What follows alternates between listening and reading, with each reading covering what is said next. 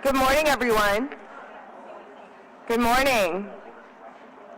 So before we get started, I want to welcome the Student Council from Renew Laurel Middle. If you all could stand.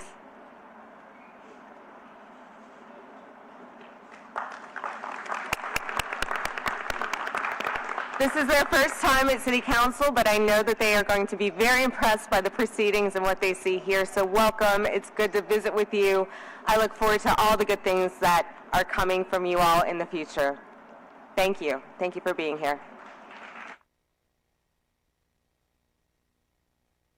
All right, I think we have a quorum, so Madam Clerk, we're ready to go whenever you are. Council President Moreau. Here. Vice President Willard. Here. Councilmember McCarron. Councilmember Harris. Councilmember King. Councilmember Green. Here. Councilmember Hughes. We have 6 members. We have a quorum. All right, first up, we have the invocation by Elder Joyce Butler. I want to thank Elder Butler for being here today. She is pinch hitting for Bishop Tyrone Jefferson, so we really appreciate you taking the time to come here and do this today.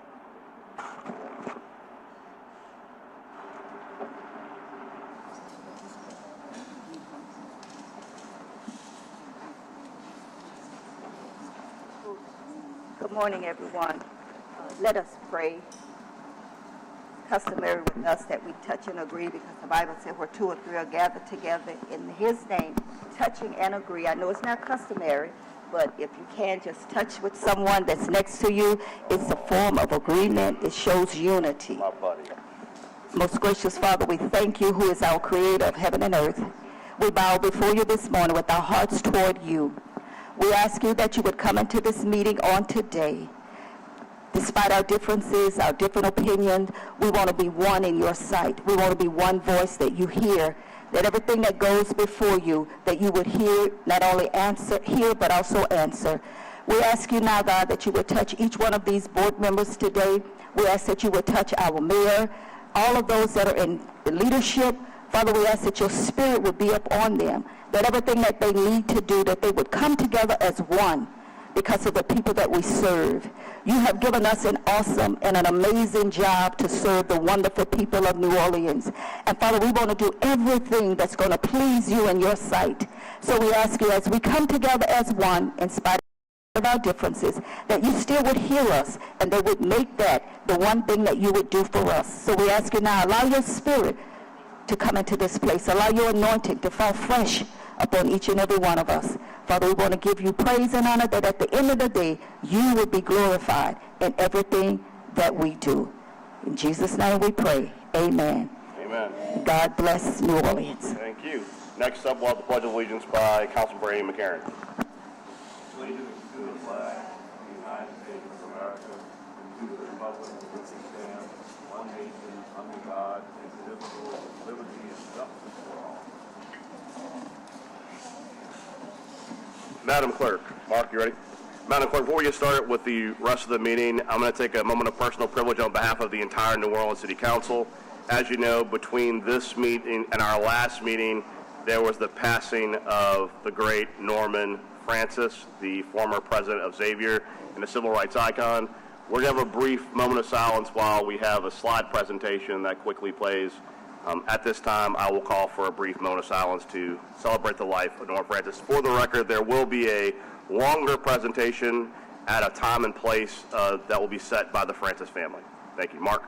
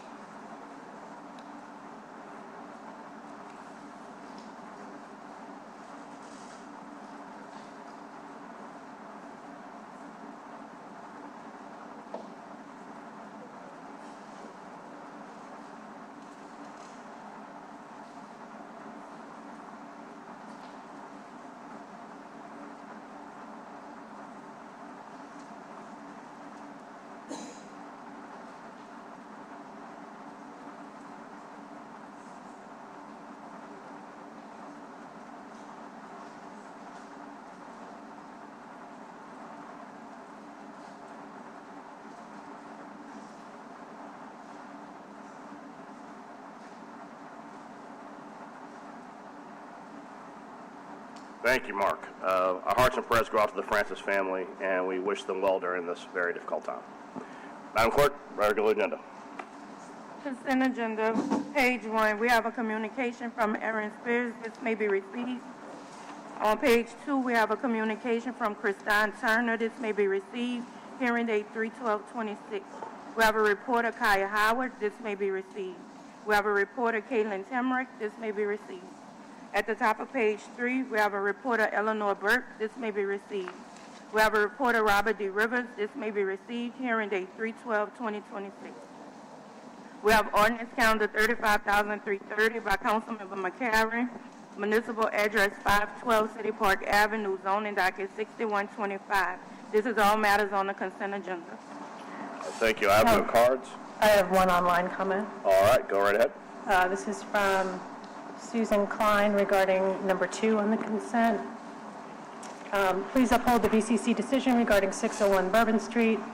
The owners/agents of this property were informed and had the opportunity during renovation to install the lighting correctly and chose not to. Therefore, since they had the knowledge and opportunity to do the right thing and elected to be in violation, I don't think they should be rewarded for their informed, inappropriate decision. Please uphold the VCC decision and do not grant the applicant's appeal. Thank you for your consideration. Thank you. I will move to adopt the consent agenda. I get a second. Second by Councilmember McCarron. Please vote your machines. 5 yeas, no nays. Consent agenda is adopted. At the top of page 4, regular agenda item 1 has been deferred to the meeting of 3/12. At the top of page 5, we have item 2, legislative grouping, zoning docket 6225, City Council motion M25-534, requesting an amendment to Article 20, Section 20.3.SSS of the Comprehensive Zoning Ordinance to codify the eligibility of for sale small multifamily affordable developments as part of this use to allow SMFA developments to be occupied by multiple owners on one lot of record, to set affordability requirements for sale SMFA developments, to amend the definition for dwelling small multifamily affordable in Article 26.6 accordingly, and to amend any other section of the CZO required to accomplish these challenges. This includes, but is not limited to, use tables, bulk and yard standards, parking requirements, and on-site development standards. The proposed text amendment would affect regulations that apply to all zoning districts. The recommendation of the CPC being for modified approval. We have motion M26-92 by Councilmember Harris, denying the applicant's request for zoning docket 6225.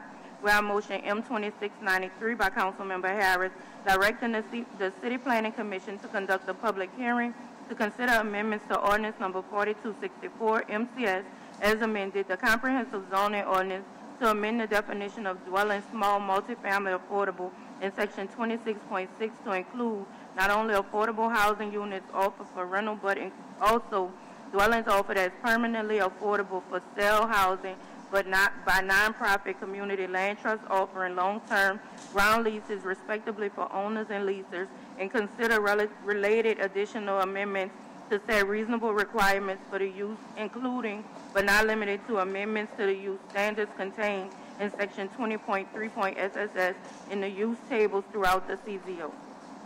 Thank you. Is anyone from CPC here?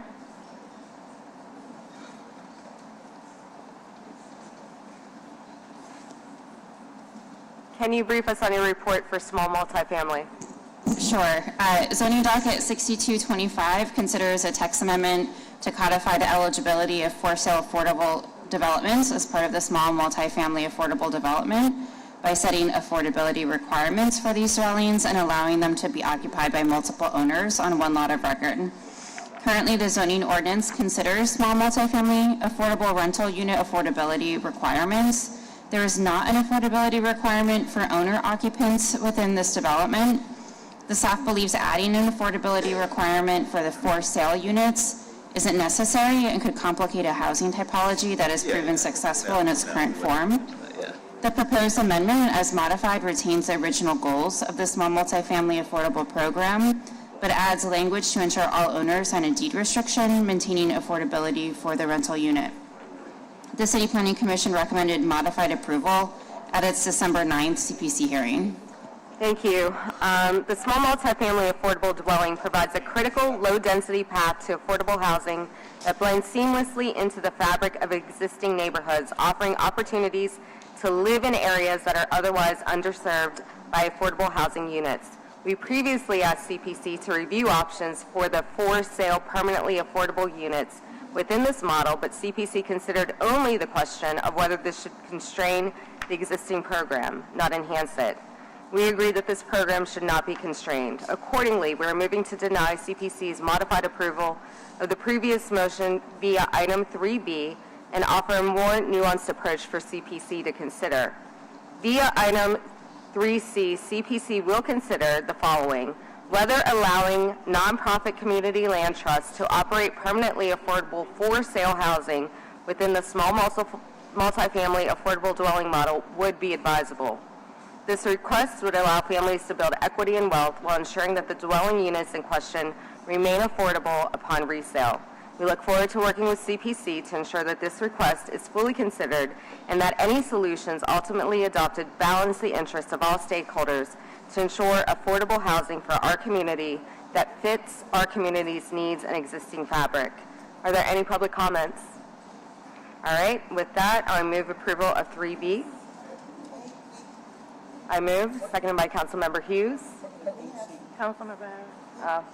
Thanks. All right, we do have some public comment. Eureka Alugas, followed by Jimmy Brown. Wait, these are not for this matter. Okay. Let's go back. I move approval of 3B. Councilmember Hughes seconds. All in favor? 5 yeas, 6 yeas. And I move approval of 3C. Councilmember Hughes seconds.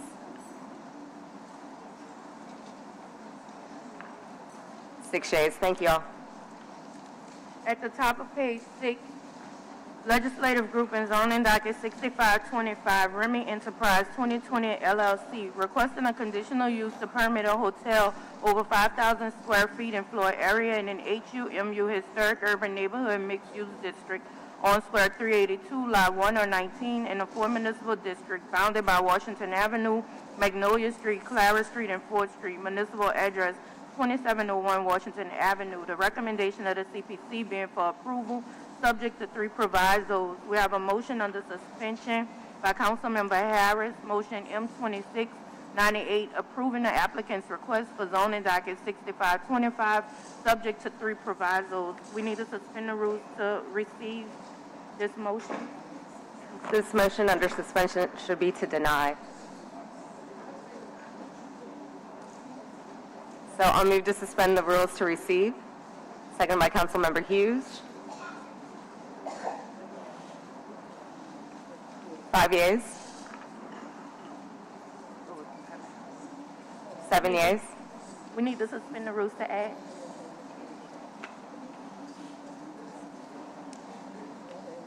I move to suspend the rules to adopt. Councilmember Hughes seconds. This is adding it to the... I'm sorry, to add. 7 years. Okay, and then we can move to deny them. Well, let's get CPC to do the report, and then we'll go through it. CPC, please. Sure. Thank you, Council Member. This affects a property located on Washington Avenue that is within an HUMU mixed-use district. It is developed with what was most recently an apartment building that is intended to be renovated into a 6-unit hotel. Per the city's master plan, commercial use in general, and the staff considers this to include hotels, is permissible because of the commercial history of the property, and so the staff, looks at the potential impacts of a hotel compared to other HUMU districts. Hotels of this size, can be non-impactful, and so the staff recommends approval. There was no opposition expressed at the Planning Commission meeting, and so the Planning Commission adopted that recommendation of approval with 3 standard provisos. Thank you, Stephen. Although CPC has recommended approval, the report provides remarks regarding the anticipated impact on the surrounding land use and proposals' consistency with the general purpose and intent of the applicable zoning district regulations. Regarding the impact on surrounding land uses, CPC's report provides, and I agree, the renovation into a hotel is expected to alter the intensity and character of activity on the site. This change in use will result in different patterns of occupancy as it would be utilized to service a rotation of guests as opposed to servicing permanent families. The hotel would be the only use of its kind within the area, as the majority of the sites in the surrounding neighborhood are developed with residential dwellings, whether they are single, two, or multifamily in nature. This applicant asks us to introduce a transient commercial lodging use into a neighborhood that is primarily permanent residential occupancy. A hotel is not a neighborhood-serving use, it is a tourism-driven use. A hotel introduces continuous transit occupancy, like guests, rideshare drivers, and service vendors who have no long-term connection with the neighborhood. Even if well-managed, the intensity and unpredictability of traffic patterns materially increases risk exposure. Regarding the proposal's consistency with the general purpose and intent of the applicable zoning district regulations, CPC report, and I agree, the purpose of the HUMU district is to encourage mixed-use areas that are compatible with adjacent or nearby land uses. However, the subject site borders residential uses in an area that is deemed primarily for residential development. In the case of this conditional use, the request does meet the parameters of the zoning district. However, the zoning of the property itself appears to be a spot zone. So I will move today to deny this application, not because of opposition to hotels, but because of an opposition to neighborhood incompatibility. A transient commercial lodging facility in a permanent residential neighborhood introduces heightened traffic, safety, noise, and character impact that conflicts with the district's intended function and undermines the neighborhood's stability. Public comment? I have two cards, Eureka Aguilas and Jimmy Brown. You each have 2 minutes, and please let us know if you, your address and if you're paid by any person to be here.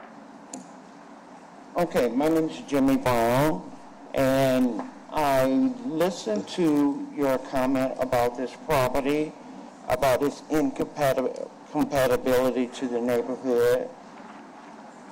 We followed every rule that the city asked us to do. We were even approved by city planning. I'm not understanding and a little frustrated as to why we're here at this point when we followed your rule. I'm not understanding that. And as far as incompatibility, the neighborhood is, we're not talking about Beverly Hills. This property would only enhance what's around it. We also, you asked us to let the neighbors know what we planning to do there. We did that. We sent out over 200 notifications to let the neighbors know what our plan was. Nobody came out. There was no opposition. So is it the city's idea that it's incompatible? Is it the neighbor's idea who actually live in those neighborhoods? They don't seem to mind because no answer is an answer. They didn't complain. We waited and waited for someone to come out and say, yay, nay. We would have been fine with that. But we've spent money to move forward. Then we get a call saying that we should withdraw our application because it's going to be denied.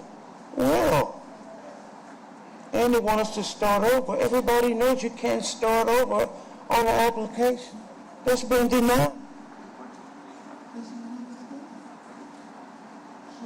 Ms. That's your time. Ms. Aguilas? Hi, I just want to briefly say that my name is Eureka Lugas, that Council Harris's office did call me. They called me twice, and they asked me to resubmit my application. I spoke with City Planning Commission. They told me that they were in approval of my application, and they said that there is no opportunity to resubmit an application after it has been denied. They told me that there was no way I could do that, so I'm trying to figure out why your office would tell me that I could resubmit and get a waiver for my application because we paid so much money to submit it. We did everything we were supposed to do, like Mr. Brown said.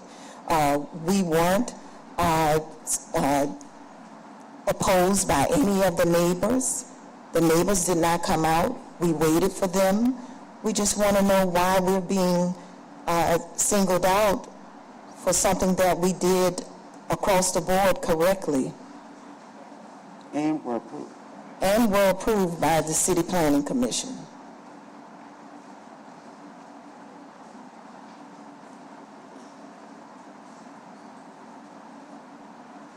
Okay. Thank you. Any other online comments? All right, I move to adopt. Seconded by Councilmember Hughes.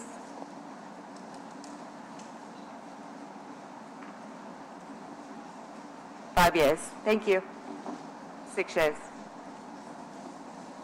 Item 6, Legislative Group and Zoning Docket 6725, Crescent City Falls Foundation, Inc., requesting a zoning change from an OSN Neighborhood Open Space District to an HURD2 Historic Urban Two-Family Residential District on Lots B and C, Prosperous Maroney Plantation, in the 5th Municipal District, bounded by Lawrence Street, Pace Boulevard, Socrates Street, and Magellan Canal, and Morris FX Jeff Park. Municipal address 2701 Lawrence Street. The recommendation of the CPC being for modified approval. We have motion M2678 by Councilmember King, approving in part and denying in part the applicant's request for zoning docket 6725 to read as follows in the motion.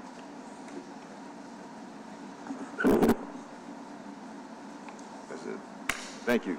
Thank you, Madam Clerk. We do have a comment card from Mr. Richard Cortez.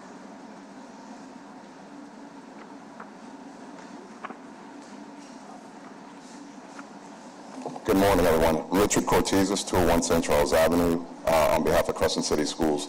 Thank you, Councilmember King. Council members, we support the staff's recommendation. We're fine with it. This actually puts the zoning back and makes it consistent with the master plan. So we are fine with the recommendation and support the staff's report. Hoping you can support the recommendation. Thank you. I overlooked City Planning Commission, so we can have your report. Sure. Briefly, this is a site that is adjacent to Armstrong Park in Algiers. It is a school site. When the master plan was done several years ago, it was inadvertently given a park designation based off of a presumption that it was a continuation of Armstrong Park. That got corrected in the last master plan update last year, so it now has a residential designation under the master plan. This would do the zoning side of it, implementing the master plan change through zoning, giving it the residential zoning it should have, and allowing the school the ability to operate and expand in the future. And so it's really just a corrective measure to what was inappropriate park zoning in the first place. And so the Planning Commission recommends approval with a modification that it should match the residential zoning adjacent to it. All right, thank you, CPC. This essentially is a zoning correction. The zoning district, these parcels were inadvertently changed to an open space district when our 2015 CZO was implemented. We successfully amended the future land use map designation during the most recent amendment window, which paved the way for the zoning map amendment to HURD1, Historic Urban Two-Family Residential District, that is under consideration today. This will afford Harry and Tubman Charter School their flexibility needed to renovate and expand their campus as appropriate. With this, I move adoption. Second by Councilmember Hughes. 7 yeas, no nays. Thank you. At the top of page 7, item 8, Legislative Group and Zoning Docket 126, Earl Myers Jr., requesting a conditional use to permit a reception facility with an outdoor live entertainment secondary use on square 327 or 328, lots 4, 5, and 6, and 8 in the 4 municipal district bounded by Phillip Street, Simon Bolivar Avenue, Reverend John Raphael Jr. Way, address 2300 Phillip Street. The recommendation of the CPC being for approval subject to 4 provisos. We have motion M2694 by Councilmember Harris, approving the applicant's request for zoning docket 126 subject to 4 provisos. Thank you. CPC, will you brief us on your report? Yes, Councilmember, this is an application affecting a property on Simon Boulevard. It is, or on Phillip at Simon Boulevard. It's part of the commercial corridor that extends along Simon Boulevard. The proposal is to use the existing building as a reception hall with the ability for outdoor entertainment. The Planning Commission finds this to be consistent with the commercial zoning and the character of the corridor. No opposition was expressed to the Planning Commission, so the Planning Commission recommends approval with those 4 provisos. Great, thank you. I have 2 comment cards, Frisia Galvez, followed by Earl Myers Jr.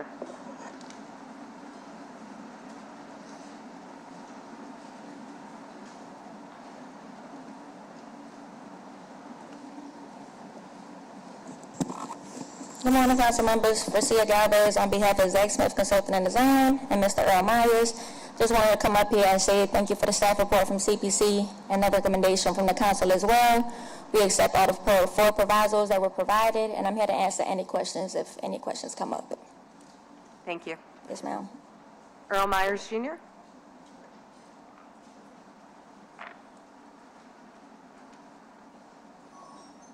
Morning. Good morning. I'm Earl Myers, and thank you all for a favorable vote. Thank you, Mr. Myers. I move to adopt. Seconded by Councilmember McCarron. 7 yeas.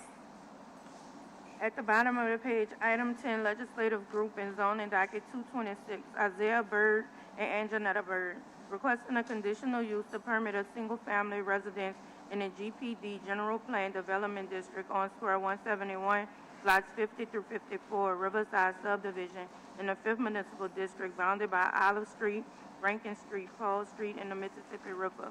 Municipal address 3350 Olive Street.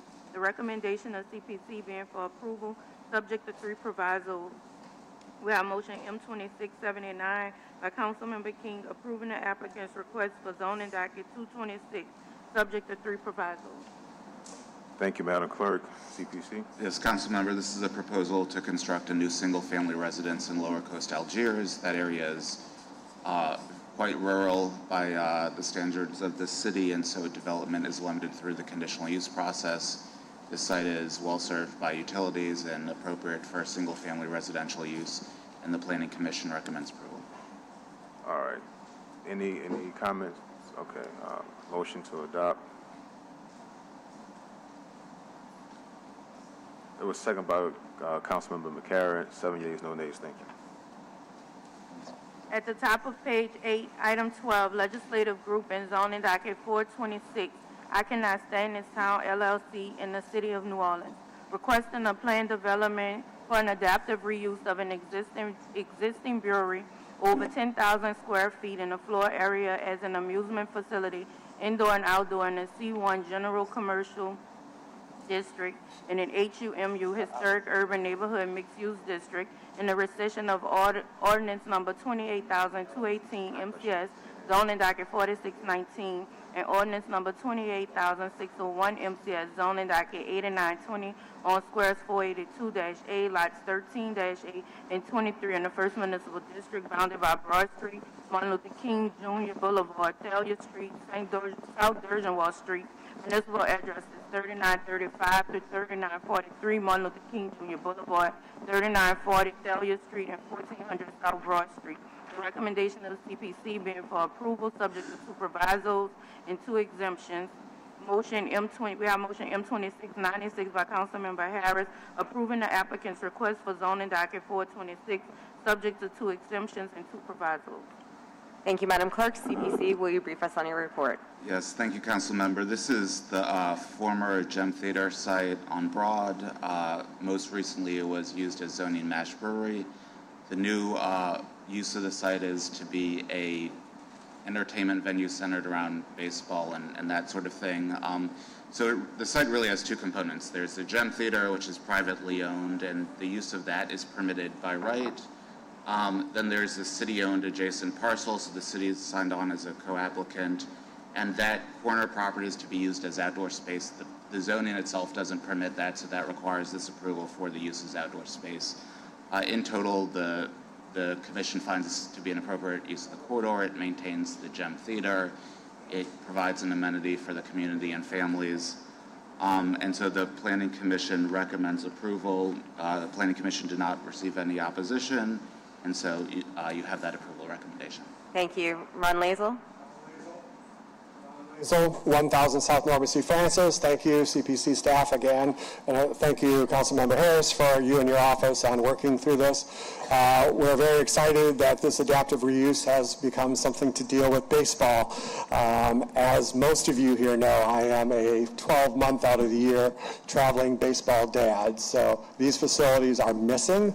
You have Gretna, you have Harahan. This will really enhance having one in New Orleans. And it would be great to have one out in New Orleans East as well. And there's definitely a need for it. So thank you. Thank you. Councilmember Hughes? Thank you. I can't help but ask this question. And you know what I'm about to ask. You know I appreciate you. I can't stand this town LLC. So tell me how you came up with that name. Look, there is a story behind it that doesn't deal with New Orleans, but I hear you loud and clear. We heard it loud and clear at CPC, and I am red. Do you love New Orleans? I love New Orleans, especially the West Bank. Thank you, Madam Chair. Especially the West Bank. All right, with that, I move for approval. Councilmember King, seconds. 7 yeas. Thank you. At the top of page 9, item 14, Legislative Group and Zoning Docket 526, Russell J. Frank, requesting a zoning change from an HMR1 Historic Marigny Tremé Bywater Residential District to an HMC2 Historic Marigny Tremé Bywater Commercial District in a conditional use to permit an outdoor live entertainment secondary use in conjunction with a hotel in an HMC2 Historic Marigny Tremé Bywater Commercial District. The applicant seeks a waiver of the limitation on operating hours to permit operating hours of 9 a.m. to 10 p.m. on weekdays and 10 a.m. to 12 a.m. midnight on weekends on Square 196, lots 3A, 5A, A1, M, or B, 10A, 11, and Port Lot 15. Proposed Lot 10B in the Second Municipal District, bounded by Dumaine Street, North Claiborne Avenue, North Robinson Street, and St. Anne Street. Municipal address is 1608 through 1620 Dumaine Street, and 816 through 834 North Claiborne Avenue. The recommendation of the CPC being for denial. We have motion 2689 by Councilmember King, approving in part and denying in part the applicant's request for zoning docket 526.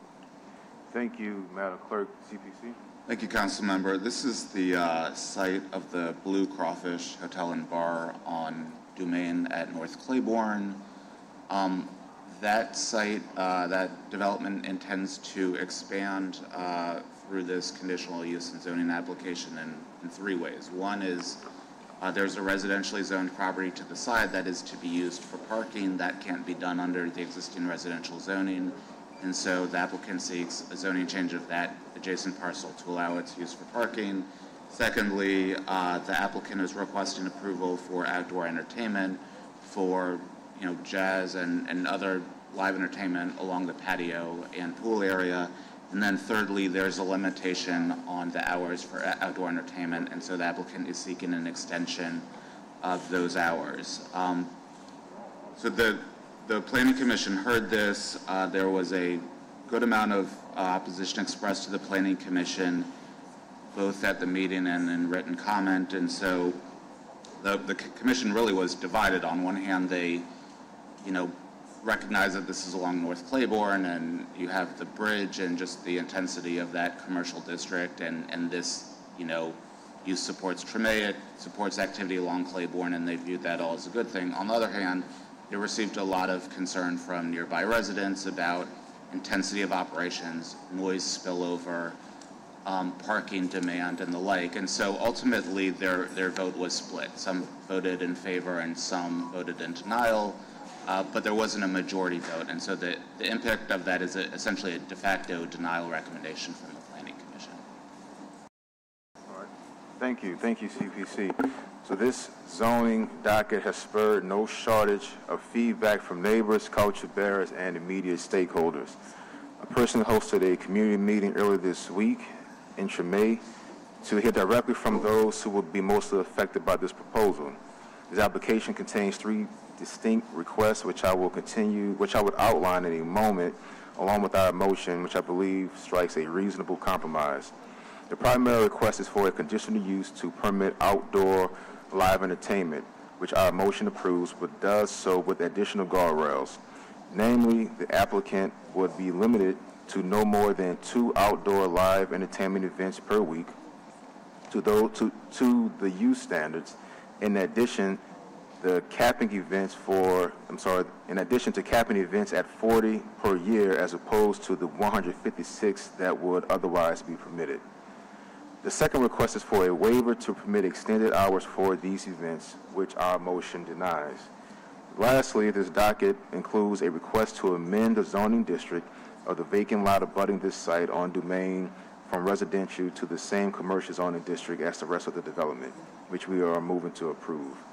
This motion does not give any one side everything that it wants, but I believe it reaches workable middle ground that will ultimately benefit this corner and the historic Treme as a whole. So I do see Councilmember Morrell want to speak.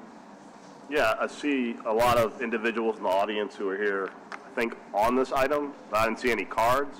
So I just wanted to make sure that we were aware of what was the position of the people in the audience, because it's a lot to come up here, and there comes Miss Major. All right. Come on down. I think we got people here for SOS. Okay. SOS. So there's no one here on this item. Okay. That's what happens when you get up at the wrong time. So Ms. Austin, just we all know who you are. Well, when you finish, just for a comment. I did not come to speak on this today. You know why I'm here. I know why you're here. Okay. But because it is on the agenda and you're speaking, and I think someone needs to say something. First of all, I think the motion or whatever you are putting on the table to pass in that form is too restrictive for a business that wants to provide live entertainment in a neighborhood that grew up hearing music morning, noon, and night. That's number one. I understand we have new residents in the neighborhood that brought visitors from around the world with their short-term rentals. And it's not the music that bothers me. It's the doors slamming all night long in the middle of the night. So everyone know my position as a resident and as the executive director of Greater Treme Consortium. We do not oppose any type, unless it's illegal, of economic development in Treme because we've been suffering too long without an economic base. And so I would hope that a better compromise can be worked out, not just on the policy end, but with the residents also. Don't forget we need parking. Yes, Ms. Austin. So I'll comment now. I mean, I think that Councilman King is really trying to navigate a very delicate balance between what the community wants and what the neighboring residents want. But to this point, I know that for me, I support the compromise, but to the point that was just made by the speaker, if you are living off of Claiborne Avenue based on the historic use of the properties along Claiborne Avenue, I do not think why you would think that as a quiet bedroom community. I think that when you look at the history of Claiborne, my mom grew up on Claiborne when there was trees on Claiborne, and you look at all of the people, all of the musicians that came from the Treme, I think it's really important for us to honor that tradition and that history and not allow, I mean, I know Councilman King calls this out, and I'll call it out too, not allow people who just moved into that neighborhood to redefine what that neighborhood is. So that being said, I support the compromise because district council members often have to negotiate these compromises, but what I want to say to future developers in that community is, do not think you could come into that community and dictate to that community what can go in that community. So I support the compromise. I know it's very difficult to navigate the conflicting desires, but whenever, because my office has heard from people in opposition to this, including some elected officials in opposition to this, and I've told all of them consistently, you must not know Claiborne or Treme very well if you don't think something like this is appropriate. So, thank you. Thank you, Council Member. And I want to thank the Treme community because there was opposition.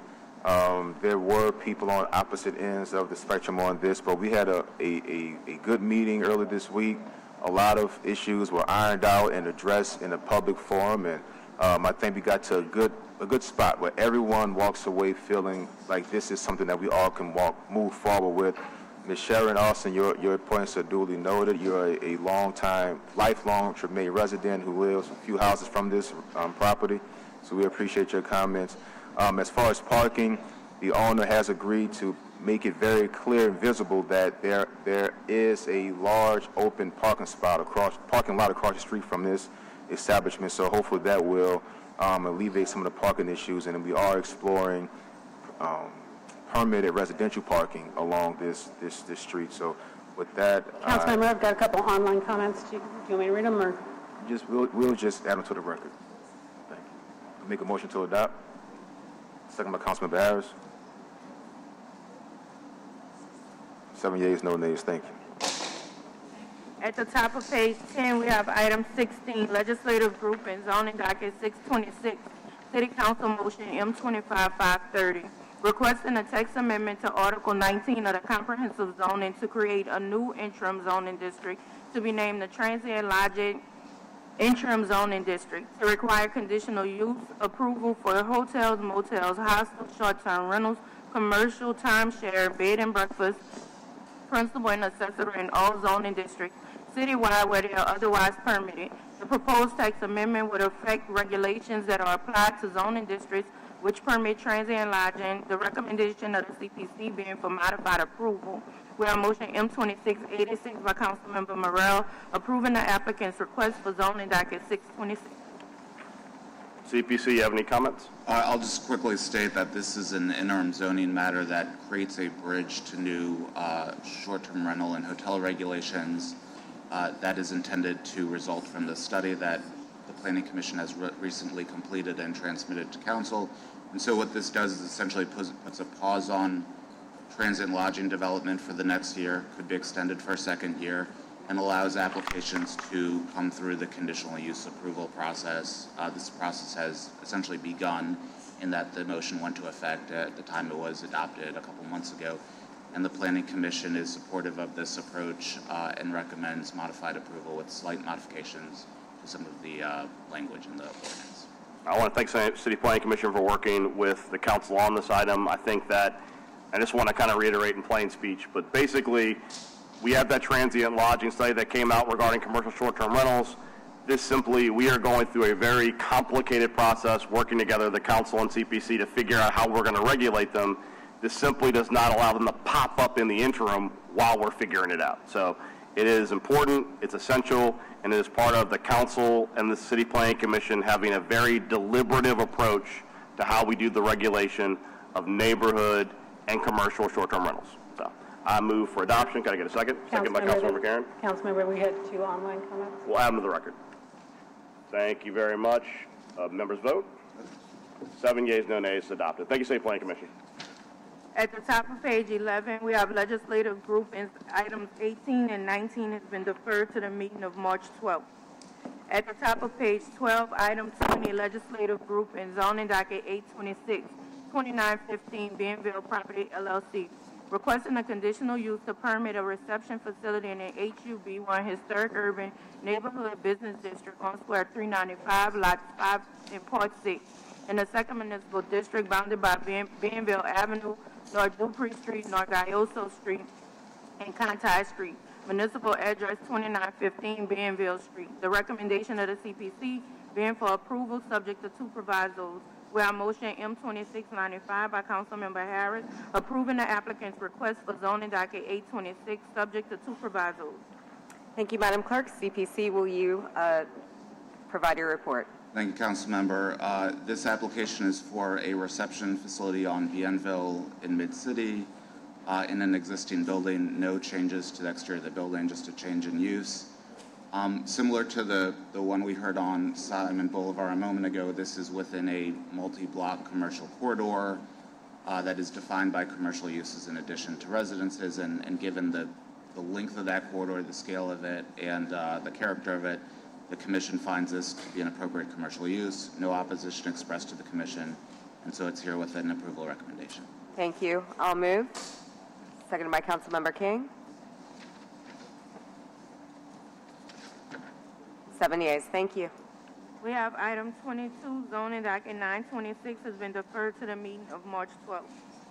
At the top of page 13, item 23, legislative group and zoning docket 1026, Wilson Canal 2 LLC, requesting an amendment to ordinance number 8046 MCS zoning docket 5180 for a conditional use to permit a motor vehicle dealership small in the CBD 4 Exposition District on Square 1, Lot 2CP in the 2nd Municipal District, bounded by Canal Street, North Peter Street, Iberville Street, and Bodine Street. Municipal address 333 Canal Street.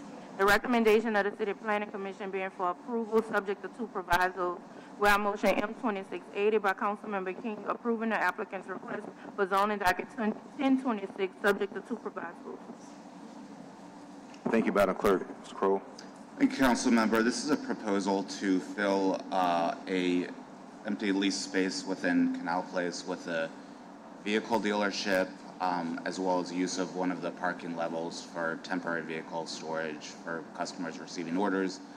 The conditional use process around car dealerships kind of presumes a large format, suburban style dealership. This is really not that. It's more of a, like any of the other shops in Canal Street, a retail experience where you kind of view the product, you order online, and then you receive the vehicle once it has been received. So it's not like there's going to be large parking yards or anything like that. It's more of a retail experience like people are accustomed to at Canal Place. The Commission was very much in favor of this, sees this as good as for Canal Place, good for Canal Street. No opposition was expressed to CPC, so we're recommending approval.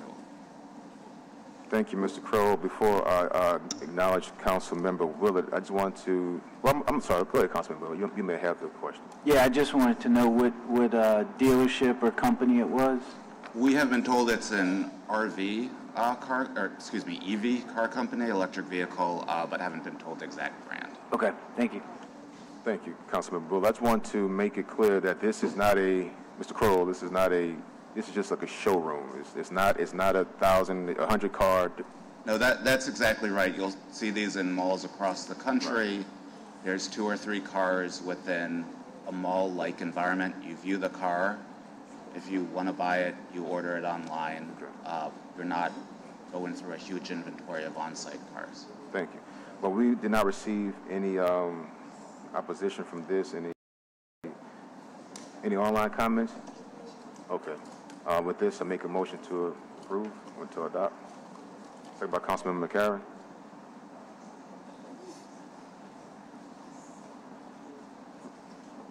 7 yeas, no nays. Thank you. Item 25, legislative group and zoning docket 1126, Corvius Real Estate Holdings LLC, requesting an amendment to Article 8, Section 8.2 and Table 8-1 of the Comprehensive Zoning Ordinance to classify contractor storage yard, outdoor storage yard, and warehouse as conditional uses in the MMU Maritime Mixed-Use District. The proposed text amendment would affect properties located in an MMU Maritime Mixed-Use District. The recommendation of the CPC being for approval.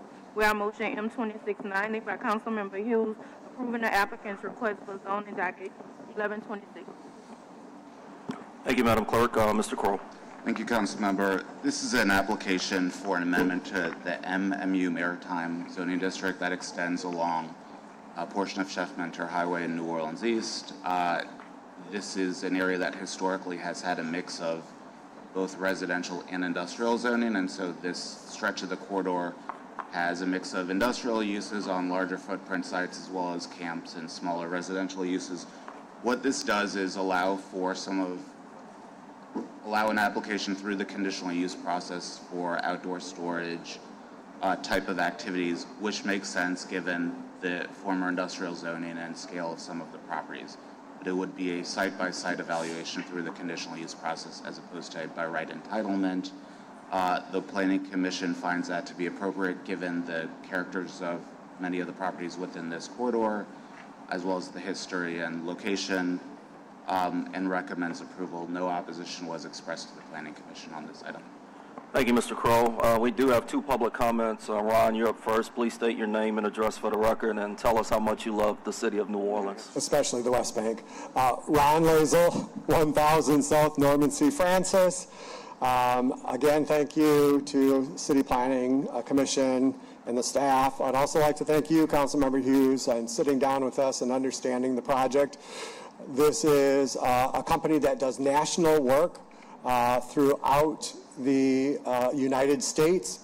This is kind of a staging area for these platforms and these beautiful items that they create for these festivals to get right to the highway and to head out across the United States. So the company is located here in New Orleans, and it's a great win for the city to have this sort of company and then investing into the East as well.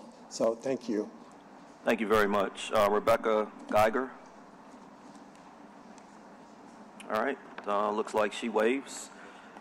With that, this text amendment classifies contractor storage yard, outdoor storage yard, and warehouse as conditional uses in the MU Maritime Mixed-Use District, allowing for expansion with appropriate oversight. These added uses increase opportunities for property owners while ensuring continued careful review.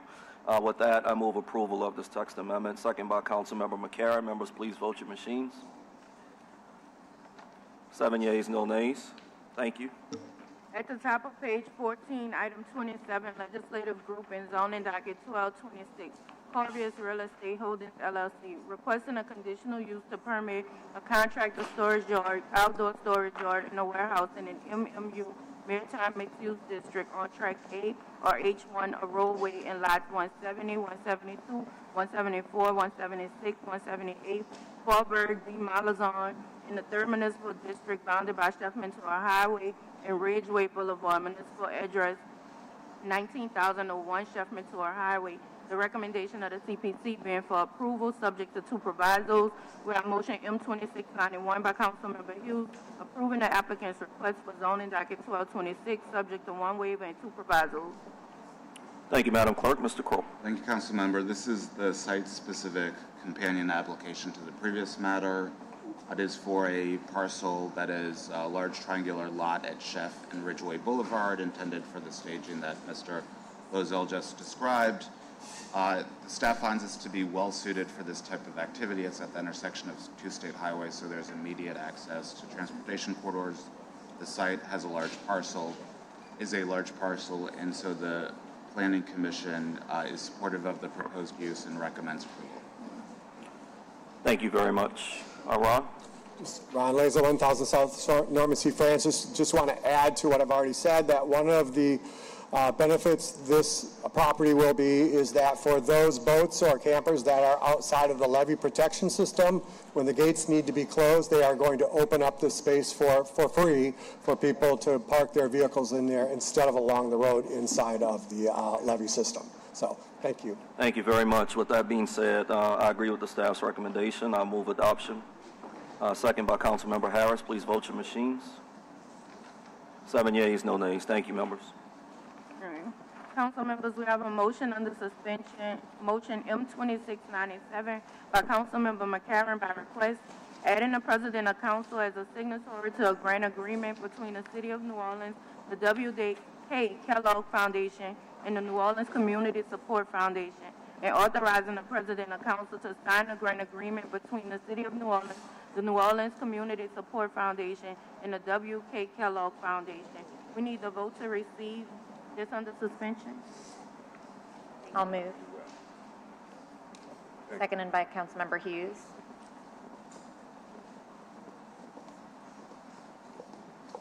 7 yeas, 6 yeas. One more. We need to vote to add to the agenda.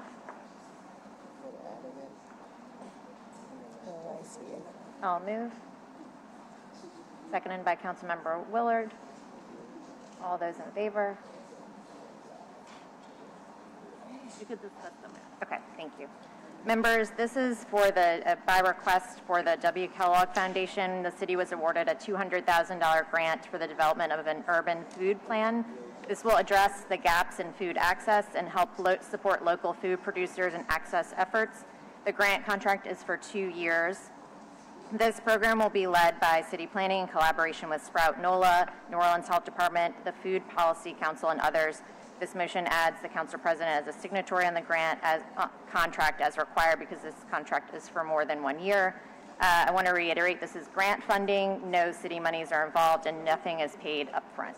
So, and I think we have some guests who'd like to. Thank you, Councilmember McCarron and the council. My name is Grace Treffinger. I'm in the City Planning Commission as the Urban Agriculture Liaison. I've been working with Kate Parker here from the Kellogg Foundation to get funding for the city's first urban agriculture and food access plan. It's a priority that we should be working on citywide, and it connects to health outcomes and quality of life and many other things. Again, a $200,000 grant that would go towards this plan in partnership with the New Orleans Community Support Foundation and the other partners mentioned. Happy to answer any questions. Thank you. Are there any online comments or comment cards? Okay, great. With that, I'll motion to approve. Seconded by Councilmember Harris. All those in favor? Yay. Great. 6 yeas, no nays. Thank you. Thank you. At the top of page 17, we have ordinance calendar 35,336 by council members Morrell, Wheeler, McCarron, Green, and Hughes by request. An ordinance to amend and reordain ordinance 30,532 MCS entitled, an ordinance providing a capital budget for the year 2026 to effect the following change to the 2026 capital budget. To de-appropriate funds from the Department of Public Works to appropriate them to the Department of Public Works and otherwise to provide with respect thereto.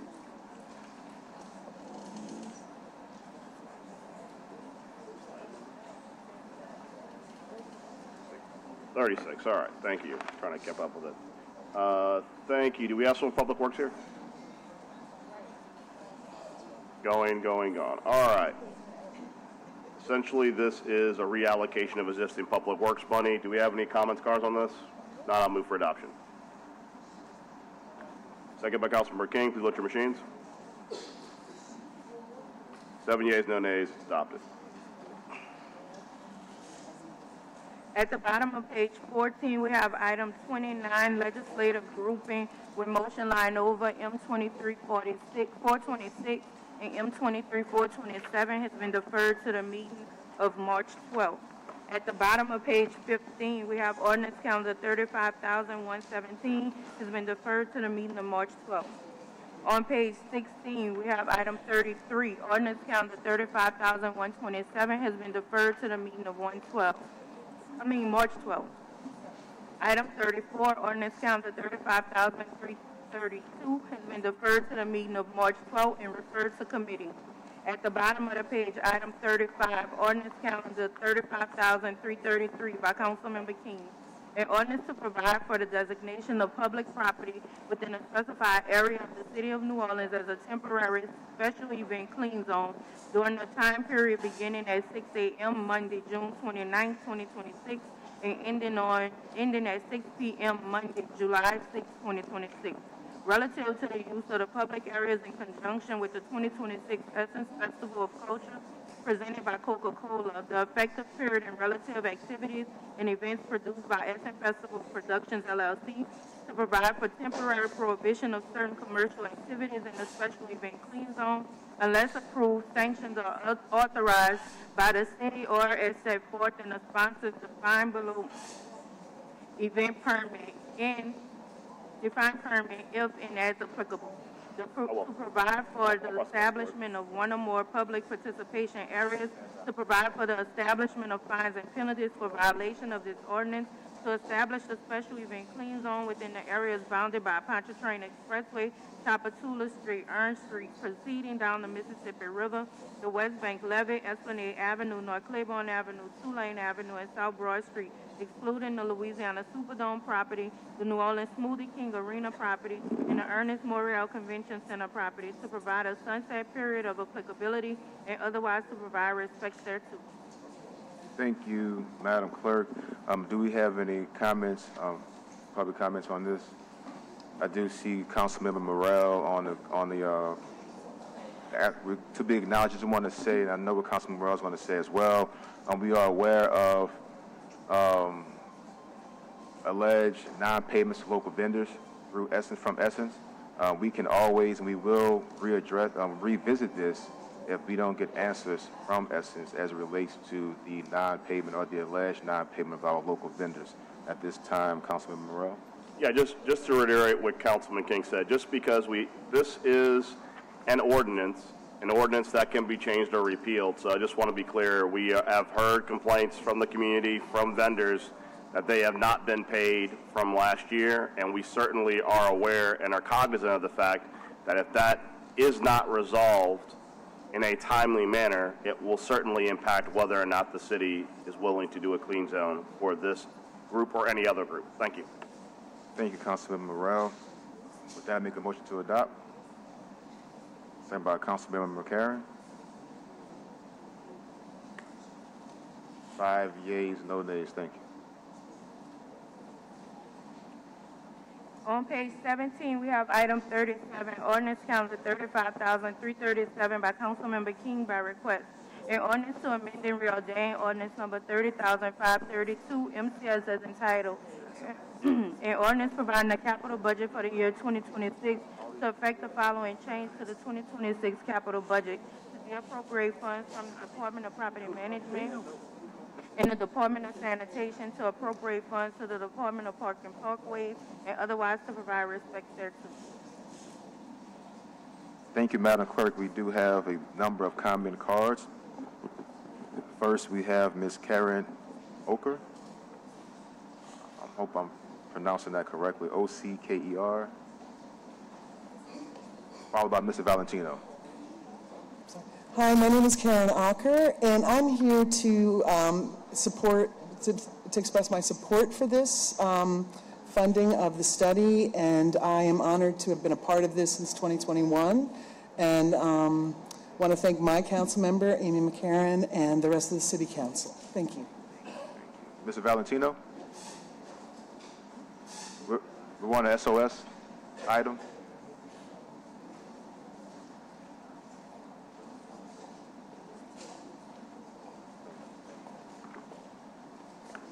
Good morning. Michael Valentino, 433 Country Club Drive. I'm here representing Basin Street Station.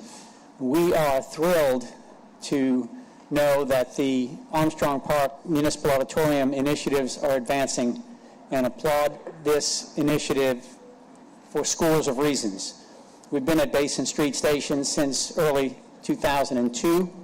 We've been a stakeholder in that neighborhood. Our executive offices are also located on Claiborne and Lafitte, and we believe that connecting the Lafitte Greenway through the Armstrong Park with Municipal Auditorium, if that is congruently developed, will be a linchpin piece of the city, connecting Treme community, St. Augustine Church, and transitioning the Greenway to and from the quarter, creating a lifeline of activity through the city and through these assets. So we just want to applaud the initiative of this council and this administration to recognize this project as an important priority and to move it forward with funding. Thank you very much. Thank you. Mr. Dow, followed by Cyril.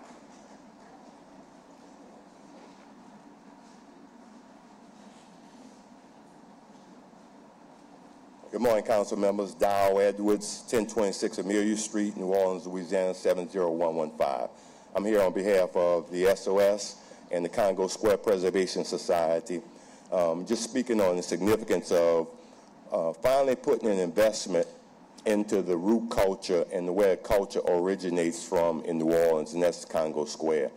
I think that for far too long we have heard people talk about the culture bubbling up from the streets of New Orleans without investment from the city itself. Well, I think at this point in time, this is a significant investment from the city to do a long-term strategic master plan for the site of the Congo Square. It's a site where originally our ancestors was relegated to. But out of that site bore the whole culture of the city of New Orleans. Some say a lot of the culture of the nation comes from that site with respect to music and all those things. So now to have a strategic master plan that we study that and how we can make a significant impact in telling that story and telling the story of New Orleans from that spot, it's a significant investment, and I think it's well worth, and appreciate you putting the motion up, Councilman King. Thank you. You're welcome. Mr. Charbonnet. I'm sorry, Mr. Terrell, then Mr. Charbonnet.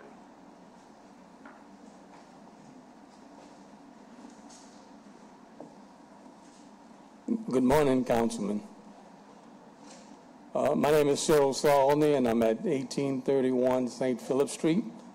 And for the past 13 and a half years, been an honor working toward one vision. And that vision was to bring a Levitt Pavilion to Louis Armstrong Park and expanding free live music access for the people of New Orleans. But today I want to sincerely thank the council and thank you, my councilman. Your forward-thinking leadership and your approval of the master planning process for Louis Armstrong Park sends a powerful message. It says that this council believes in culture, it believes in equity, it believes in investing in spaces that belong to everyone. Louis Armstrong Park is not going to be just green space. It is a sacred ground in the story of New Orleans. It carries the legacy of Congo Square. It carries the sound of jazz. It carries the spirit of community resilience. By supporting this master planning effort, you are honoring that legacy while building for the future. A Levitt Pavilion in New Orleans will mean 50 free concerts every year. It will mean families gathering across neighborhoods and generations. It would mean opportunities for local musicians, workforce development, and small business engagement. And importantly, it would mean consistent high-quality programming that reflects the cultural richness of our city. Now, the Friends of Levitt Pavilion New Orleans, our nonprofit organization, is committed to being an active, collaborative participant in the master planning process. We are ready to work alongside the city. Thank you, Mr. Cyril. Mr. Charbonnet.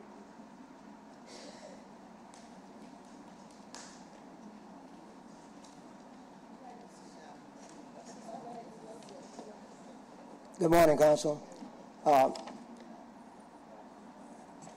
just like to say, as a resident of Treme, since I've been there all my life, and I've been working to try to make something work very good for Armstrong Park most of my life, most of my adult life.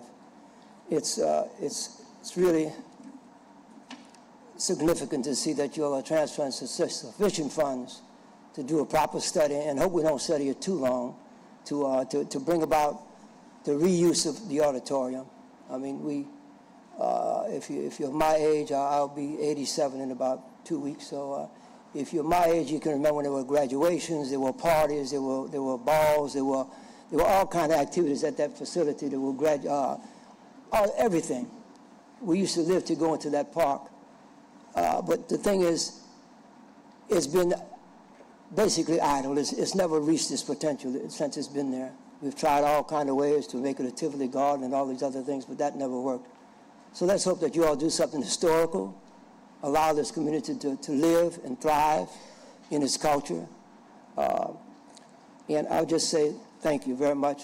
Thank you, Mr. King, for bringing this to the council, and we'd appreciate a positive vote from everybody. Thank you. Thank you, Mr. Charbonnet. just want to say, if the Lord allows me to live as that long, I hope I look like that at 86. So. All right. Ms. Sandra Stokes.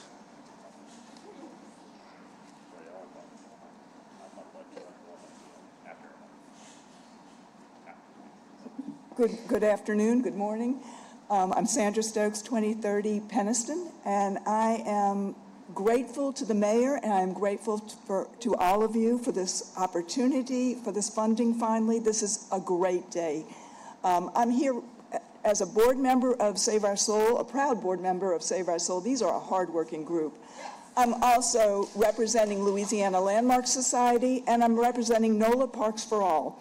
And this is one of those situations where, as most of New Orleans, all of this comes together. It is the preservation of architecture, of parks, and of our culture. And it's a wonderful opportunity to take this vacant building that's been dormant for so long and turn it into an economic driver for all three, for preservation, for parks, for culture, and as an economic driver. So thank you very much. Thank you, Ms. Stokes. We have Max. Max. I want to pronounce the name, mess it up.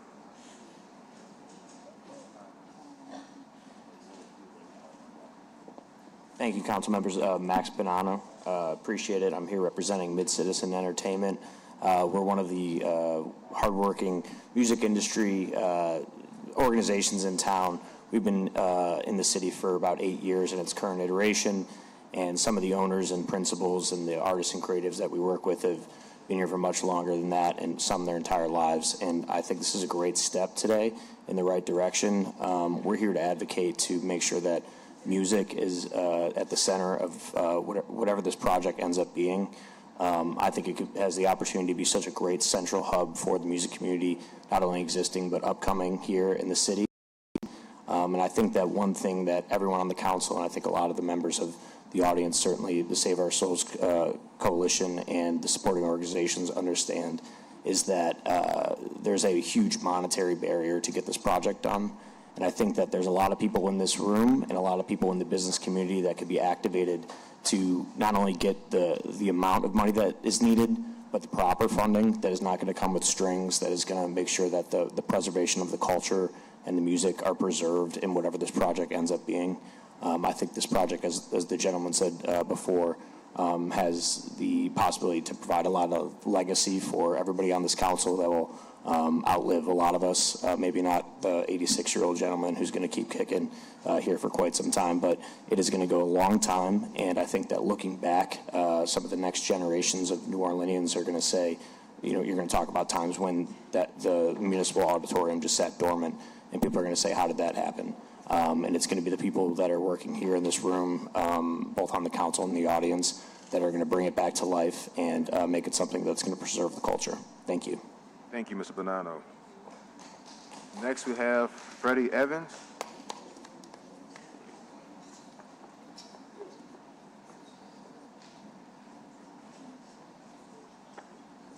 Good morning. My name is Freddie Evans, 3730 Rue Mignon, New Orleans, 70131.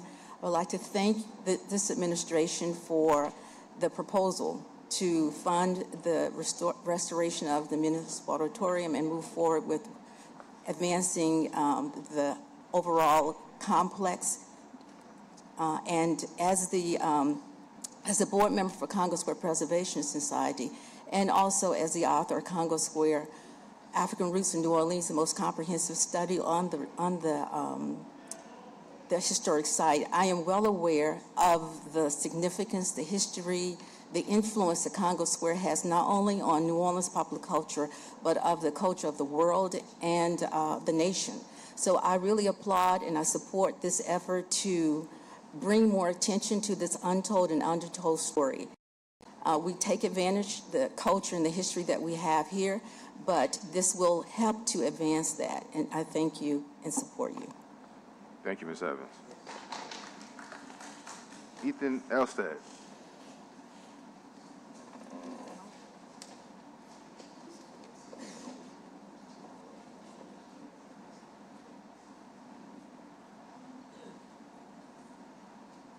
Hey, good afternoon, Council. Ethan Elliston, 1762 Paul Morphy Street. Usually I'm coming representing the Music and Culture Coalition of New Orleans.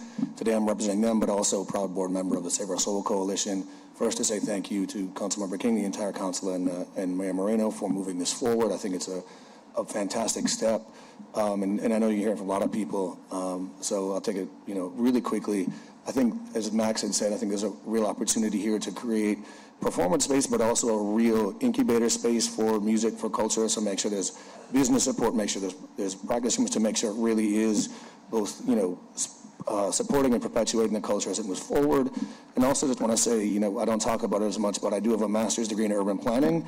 And so I'm on some national boards that talk about intersection of culture and planning. And I think what's so amazing about this particular project is the way that it centers community-led planning and making sure that the community is forefront in whatever happens next. I think there's a real opportunity to make this a national, international model of the way things can be done well, that really supports and make sure that culture, community, and community needs are forefronted. Thank you. Thank you. Councilman Hughes, did you want to go now or later? You want to speak now at the end? Okay. Ms. Jackie Harris?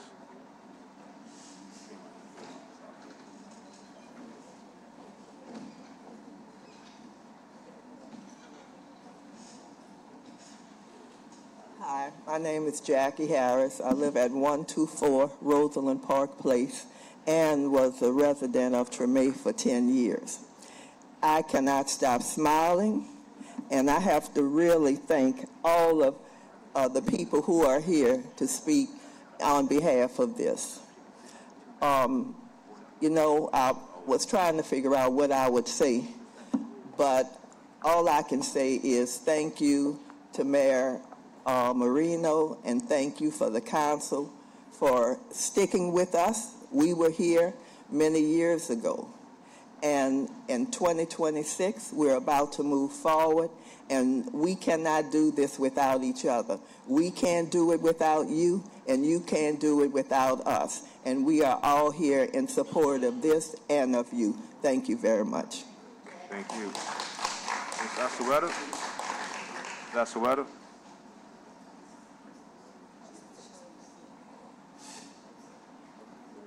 Soweto? Ms. Sharon, there you go. Asetuwa, I'm sorry. What is Asetuwa? Good morning. Asetuwa Amor-Aminkum, 1426 North Miro Street in New Orleans, Louisiana.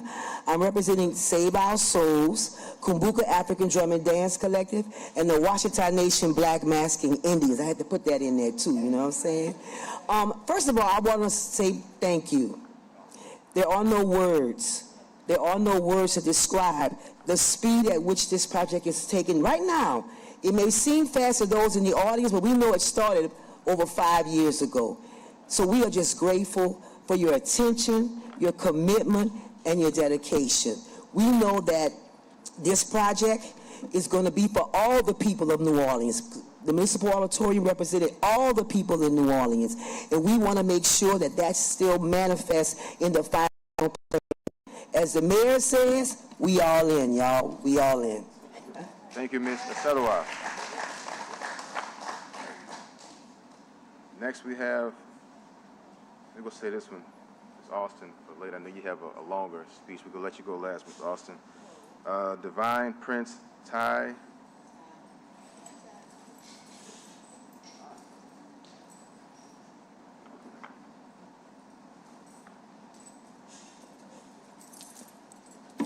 Thank you so much for this opportunity.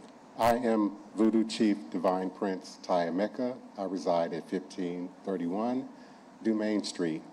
I am a committed resident. I am a committed team member of SOS from the beginning. I'm a member of Greater Tremay Consortium, and I am the co-creator and co-founder of New Orleans International Voodoo Day, now in our 3rd year. I'm eternally grateful to Brother King and all of his assistants to our organization in making this a very successful international event.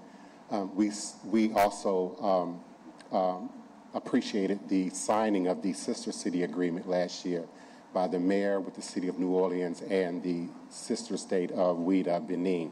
We look forward to a continued relationship moving forward, and we are really excited about the movement and the progress and the proposal that's on the table now for the redevelopment of the municipal auditorium and certainly Congo Square and Armstrong Park. We, as has already been mentioned, certainly honor and respect Congo Square as a sacred space. It is indeed a cultural space, a community space, but for us, it is indeed a sacred space. So again, I'm really thankful for the participation and support that our organization has received from Freddie King and the City Council, and we look forward to moving forward with the new mayor in another successful year. Thank you kindly. Thank you. Ms. Mays? Ms. Sabrina Mays?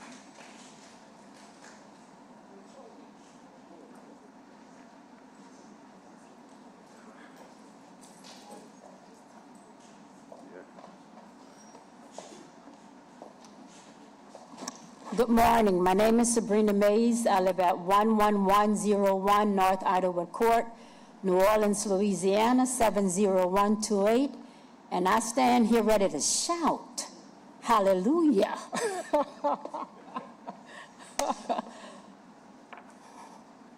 We are so thankful to you, Councilmember King, and to all of you who have been on this journey with us, and to those of you who we have spoken with concerning our journey. And so for us to be here today in support of the funds that will be used to create this master plan from 2021 to now, we're ready. We're more than ready. And what it says is that collectively you believe in the collaboration of community and government, but that more importantly that you believe in a project that will, one, bring this city together, different culturally, traditionally, ritually, economically, and that we create a state, what is that? A state-of-the-art environment for people to come here and celebrate what we do, what is normal, what is naturally to New Orleans to us. So, yeah, I'm a little bit giddy about all of this, but I've worked to be giddy. So I thank you guys. I thank you from the bottom of my heart. Peace. Thank you, Ms. Mays. Ms. Barbara Major?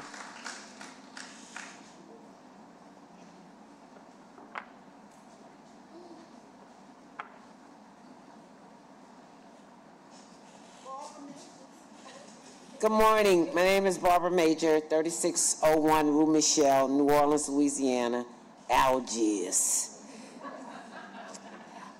It's very rare that a community gets to thank its leadership, but it's deserving that you are being thanked. I can just call out my particular council person, which is Councilperson King, but I actually feel I know all of you, for many of you for many, many years, since you were like really little, JP. But if y'all think Louis looked good for what, 87, Louis? I'm 92. I'm lying, yeah. Damn, y'all believe I'm 92? No.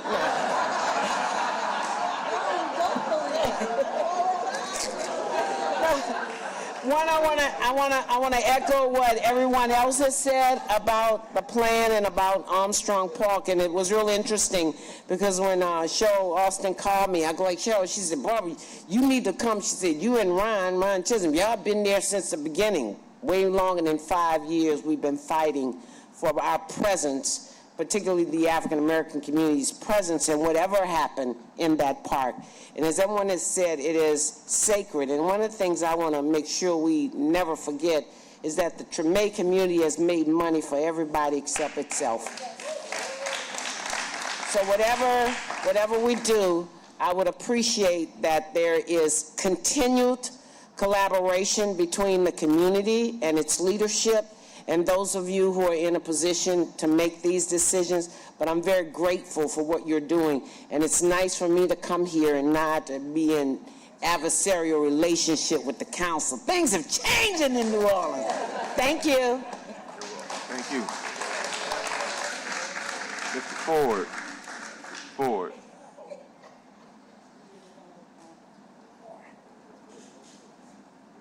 Reggie Ford, 3907 St. Claude.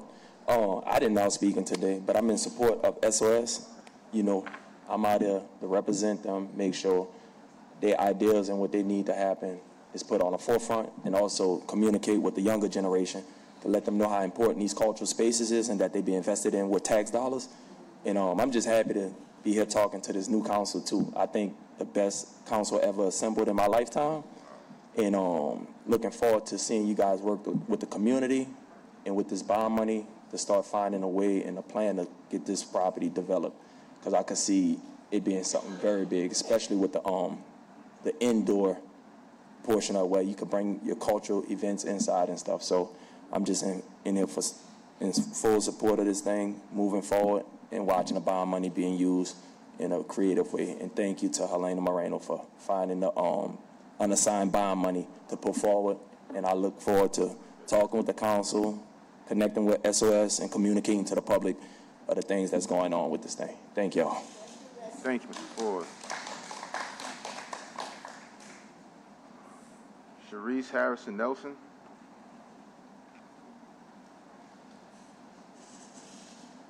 Okay.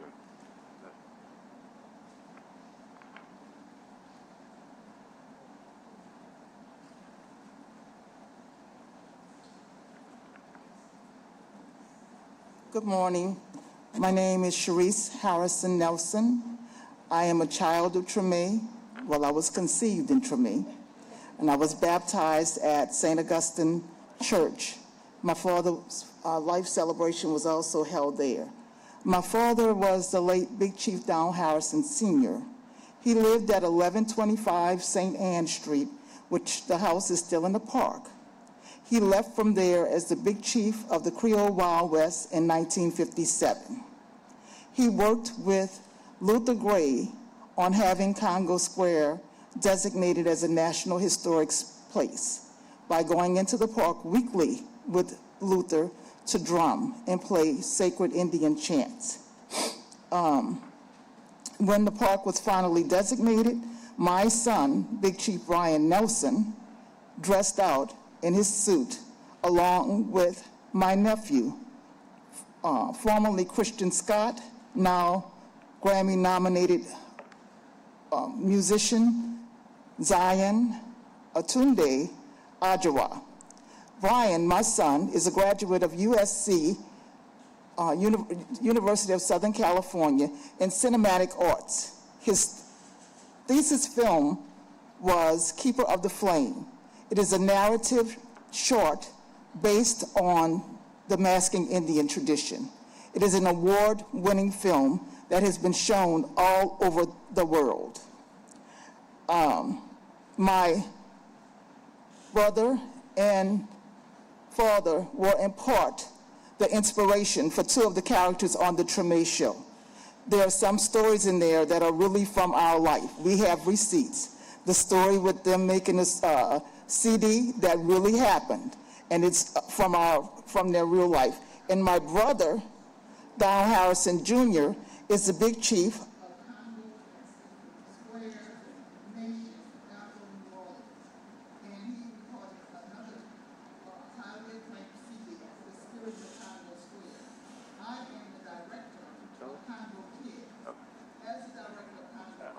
Ma'am, we have a 2-minute hard cutoff, so the mic's already off, but we appreciate your comments. Thank you very much.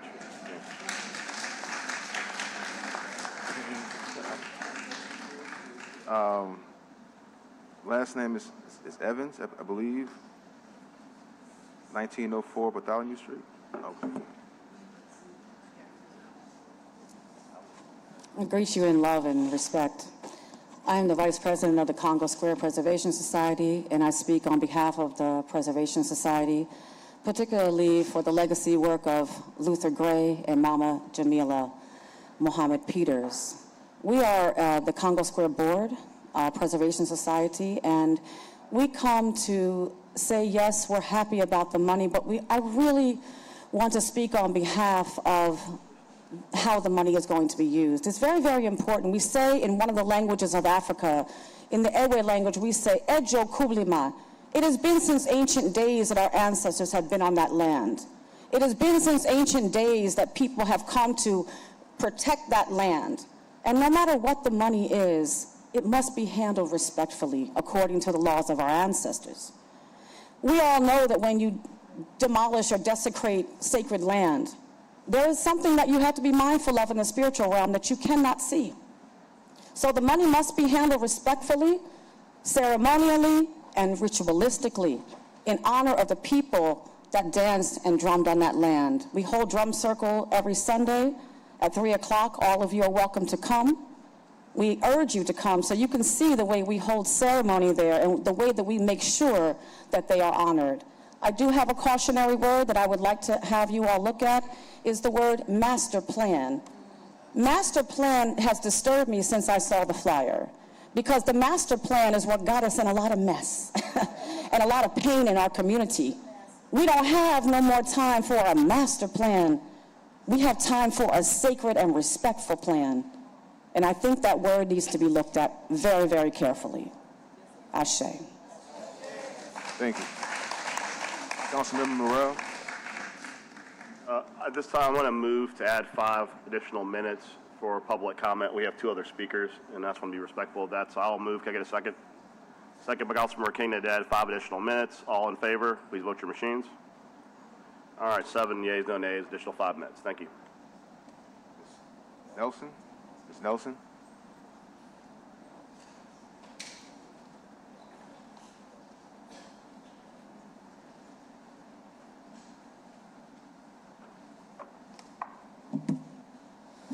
Good morning. My name is Renata Alexander Young, and I live at 822 North Robertson Street, and I'm here as a lifelong resident and a homeowner. I've been living at my home for 32 years. We grew up in the Treme area. I grew up, was raised, and the only thing I think, and I love what's going on, because I would like to see that sore eye, which I call the auditorium, repair, because of the culture. It's missing the spirit that Treme represents. And that's all I have to say. Thank you. Thank you. Thank you, Ms. Young. I have a Sharice Harrison Nelson. Okay. Oh, you spoke. Okay, he's filling out a card. Well, you can come and speak, and following this next speaker, we'll be closed out by Ms. Charlotte Austin. After this speaker here, Ms. Austin. Ms. Austin, you're the last one. Let's see if this one goes down. I am in Congo Kids, and I take lessons from Papa Tito's. And where is Papa Tito's from? The Congo. The Congo. Yes. So I'm getting some of his minutes, but he's one of our children, and he's in Congo Kids, and he learns about the history of Congo Square, and we really support this for our children, not as well as everyone else in the city, as a sacred, special place. Thank you.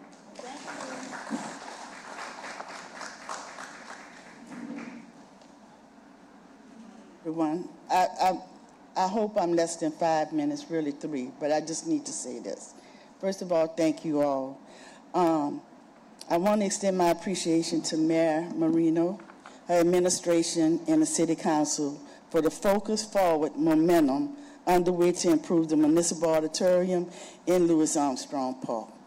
The clarity and pace at which this process is being handled give us confidence that we are not starting over, that we understand what will be developed and how, and the community has a seat at the table to shape the future of Louis Armstrong Park. Our future actions are not simply about identifying a developer to help create the master plan. We are the masters right now to help create the master plan for Louis Armstrong Park, but a testament to the people of Treme who have carried the vision of what this park must be: culturally rooted, economically just, historically honest, community-centered, and environmentally safe. When we talk about the future of Louis Armstrong Park, we cannot separate it from water. As someone who has trained for the past 10 years with Waterwise Gulf South, I've learned that flooding is not just an inconvenience. It is infrastructure, health, and economic stability. As Armstrong Park sits within the historic footprint of Congo Square in the larger Treme neighborhood, this land has always had a relationship with water.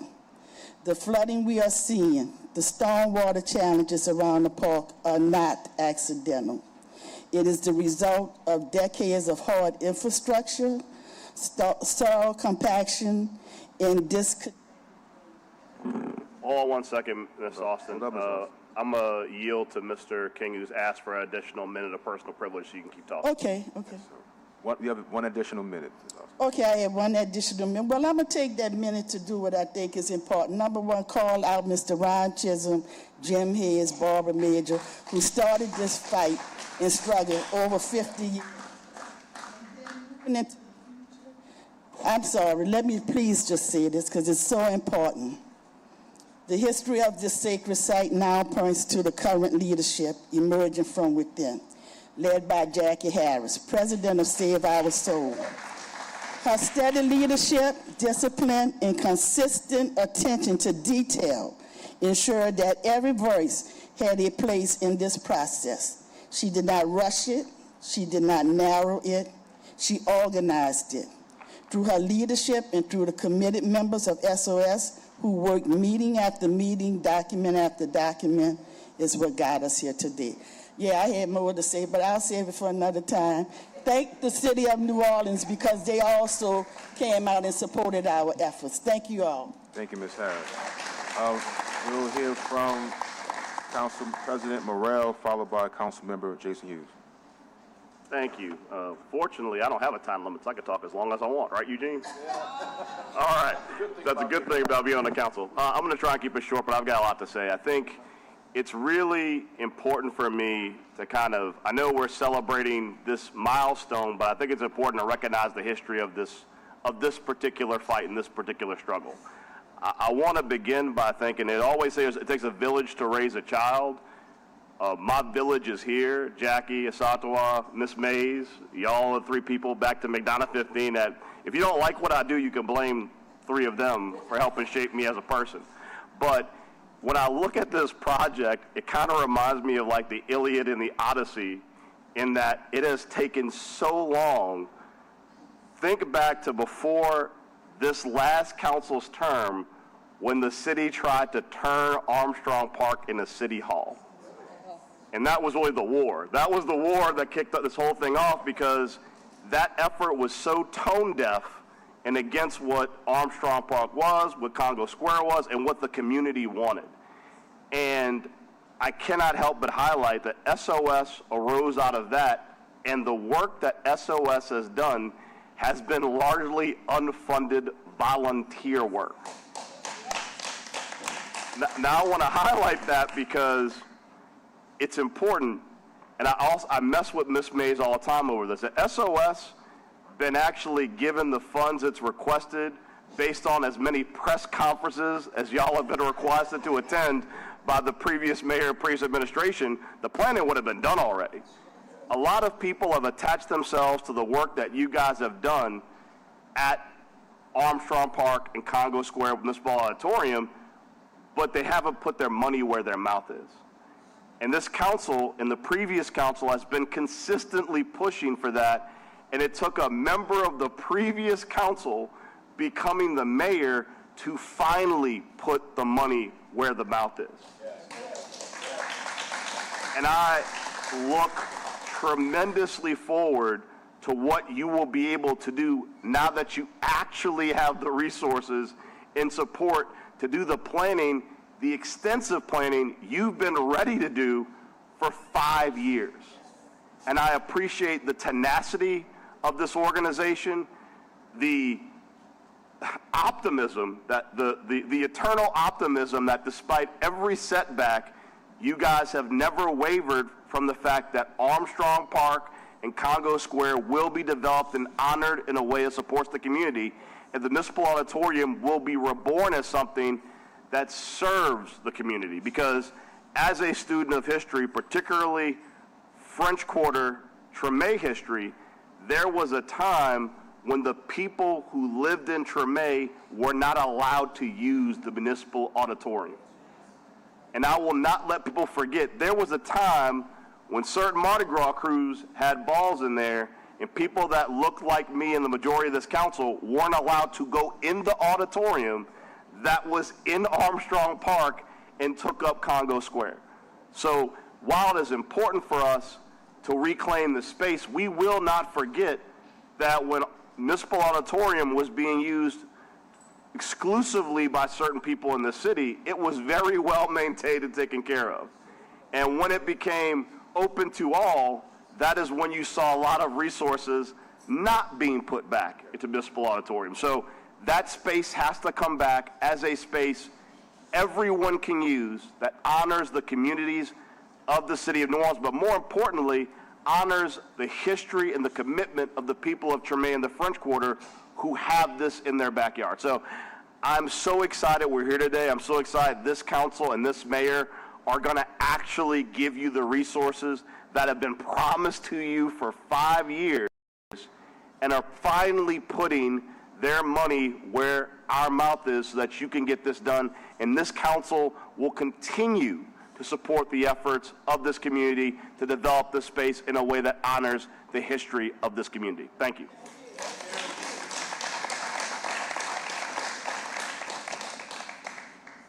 Ms. Anita, if we have any online comments, just put those in the record. Councilmember Hughes. Thank you, Council Member. Let me echo all of the words of our Council President, J.P. Morrell, and let me thank sincerely all of the members of the public that spoke today in the Save Our Souls Coalition. Many of you have acknowledged Council Member Freddie King, and in this moment, I want to echo those comments. Council Member Freddie King is quiet. I call him a quiet storm. But he operates with intentionality, and he is our quarterback on this council on this issue. And so, Council Member, I thank you for your leadership. And while this sacred space is anchored in Treme, it belongs to us all, this entire city, this entire state, this entire country, this entire world. And so, I thank you, Council Member King. I thank our Mayor, Helena Moreno. And whether it's the best of times or the worst of times, and right now we know we have some challenging times, our budgets must reflect our priorities. And this must be a priority moving forward, no matter what type of financial situation we are in. And so, with that said, I just thank everybody for your relentless advocacy of keeping this front and center, and let us march on until victory is won. Thank you, Councilman King. Thank you, Mr. Hughes. Any other comments from the dais? I'm hearing none. Councilman Hughes, I could not accept the credit alone. Thank you to my colleagues. Thank you to the former council. Most importantly, thank you to thank you to Mayor Moreno. Most important thing thank you to the community for showing up today, not just today, but in years past and months past, expressing your concerns and making us do what we are doing today. Without you all here today and in the past, this day would not have, we would not be here today. I want to acknowledge that we have members of this city from all over. We heard it from Algiers. I saw folks from Bocage in the east and in mid-city and uptown, just showing how important this is. You usually have people from one pocket of the city to voice their concerns or voice their opinion about the issue, but we have folks from all over who came out today to express their support, and that is something that you rarely see in City Hall. And I also want to thank Ms. Major for saying something that struck a chord with me. He said it's time for Congo, for the Armstrong Park to make money. I may be saying it wrong, to get money, because we've made enough people money. And I just think that that is really how, that speaks to the history of Armstrong Park, the history of Treme. It was a place where blacks were kind of forced to go, the blacks who made people in this city and this world money. But finally, we are giving money back to that community. It's a small portion. We will and should do more. But we are finally giving money back to those who have made so much money, who has made this city what it is. Without Treme, I believe we would be looking at Jefferson Parish Part 2. So Treme is really the heartbeat of the culture that this city is known for worldwide. So without Treme, this city would not be what it is. And I don't want to start thanking people as I forget somebody, but Ms. Harris, Ms. Austin, Mr. Baptiste, everybody who came here, all the members of SOS, thank you all very, very much for your advocacy and your support. And I will make a motion to adopt. Second by Councilmember McCarron. 7 yeas, no nays. Thank you.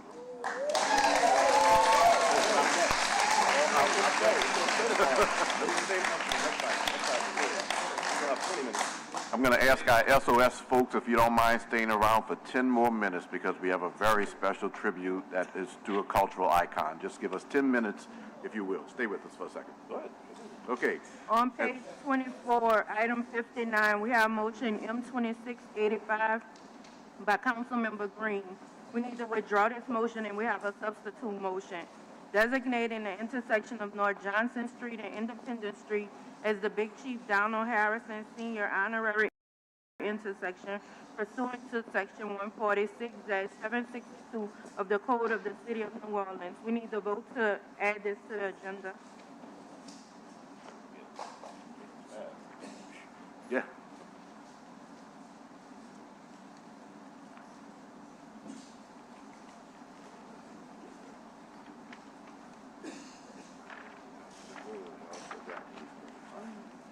Okay. Been added. We need to add it to the agenda? Yes. Yes. So I move to add to the agenda.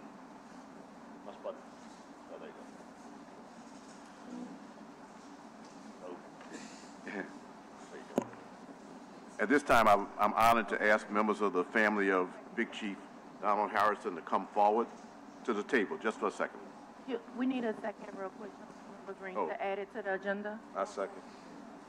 Okay. Councilmember Harris, second, 7-0. All right. I thought we voted. We already voted. I know. What are we doing now? We already voted. Seconded and voted. I'm honored to represent District D, but I'm honored to be a New Orleanian. And what we just saw today was committed community members who understand the importance of recognizing our culture and those who have spent so much time working to enhance the quality of life for so many people through celebrating what we are as a city. I'm reminded today of the presentation by SOS and the supporters of why I enjoy living in the city of New Orleans. Another reason that I enjoy living in the city of New Orleans is because families such as the family of Big Chief Donald Harrison do so much to contribute to our city because they love our city. And as they come forward, I'm respecting the fact that they're coming forward, but I know that you can hear me and share with me. Big Chief Donald Harrison was a legendary Mardi Gras Indian chief and a cultural leader who spent decades preserving sacred traditions and mentoring young people in our great community of New Orleans, especially in our African American communities. His family home and museum are located in my district. I'm honored and I'm pleased, especially when I'm in the Ninth Ward. I think about that fact all the time, how important it makes the Ninth Ward. So it makes this designation today especially meaningful. I am proposing today, subject to council vote, that the honorary intersection of North Johnson and Independence Street be named in perpetuity the Big Chief Donald Harrison Sr. honorary intersection a fitting tribute to a man whose legacy continues to shape the cultural fabric of New Orleans. I feel confident as I respectfully request the votes of the members of the council to make this intersection a permanent part of our city's lore. I want to say on this day, I look forward also to our local residents as well as visitors saying that when they come to New Orleans, or because they're in New Orleans, they want to visit Congo Square and the Municipal Auditorium because of its history, but that they also want to go to the Big Chief Donald Harrison Museum and Independence at North Johnson Street, because that's also a part of the history of our city. So I thank you, members of the family, for being here today as we take this matter up officially. I'll ask for a person or a point person to introduce who is at the table with us, and I celebrate with you today. And all family is not blood. We have at my far right, Dr. Al Kennedy, who wrote my father's biography. At my far left, we have Sigmund Bloom, whose son is in two of our children's groups. And they have done phenomenal things, made recordings with Irma Thomas. They're making a CD now with Charmaine Neville. I want to call all of the names, but it's going to be very impressive. And we have Ori. Ori is a guardian of the Crossroads for the Young Guardians of the Flame, and he's also a Congo kid. And next to Ori, we have my baby sister, Kara Harrison Daniels. And to my left, we have my mother, Hariste J. Harrison, who is the wind beneath our wings and the person with the sheer tenacity to bring an idea to fruition with having the museum built.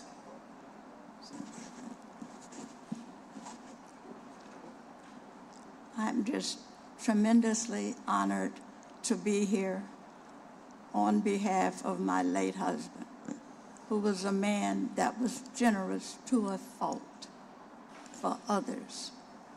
Not only was he a prolific reader, he was generous with his time to everyone without fault. So to be here after his passing by 28 years is actually, I'm just tremendously honored and blessed to be still carrying on the work that he instilled in me and his children.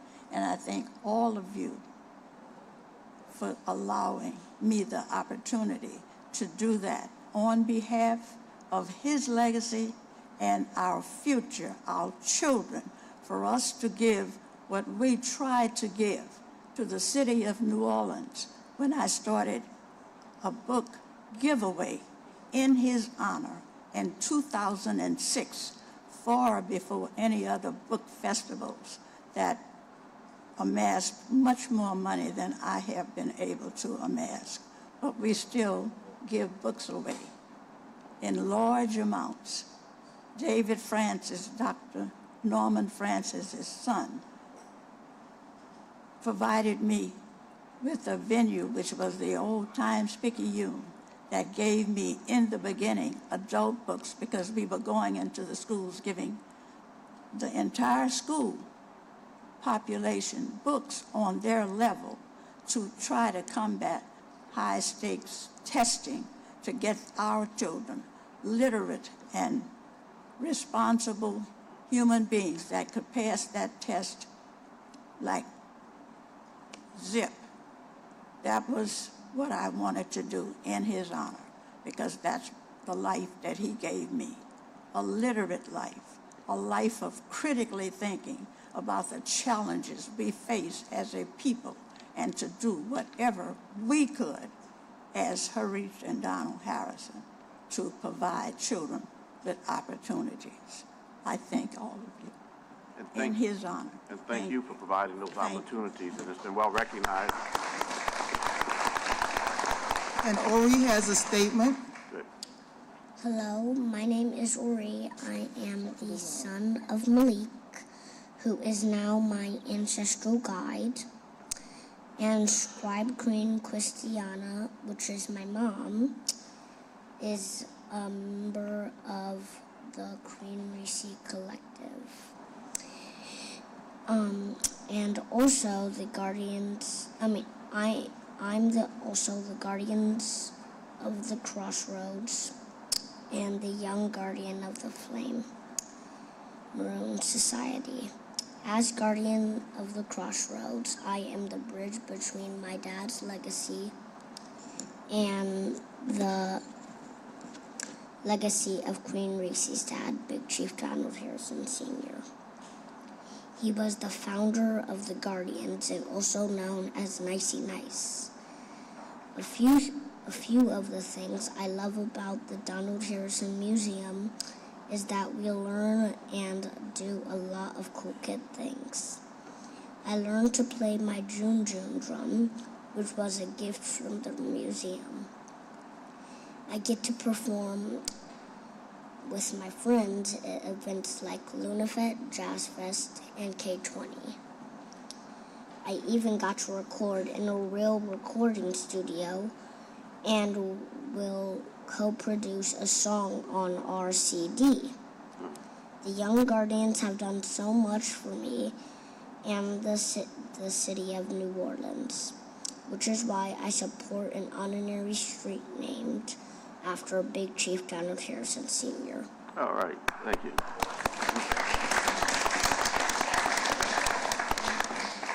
He's 7. He's 7 years old, and he reads on a 6th, 7th grade level, and he's the baby of the table today.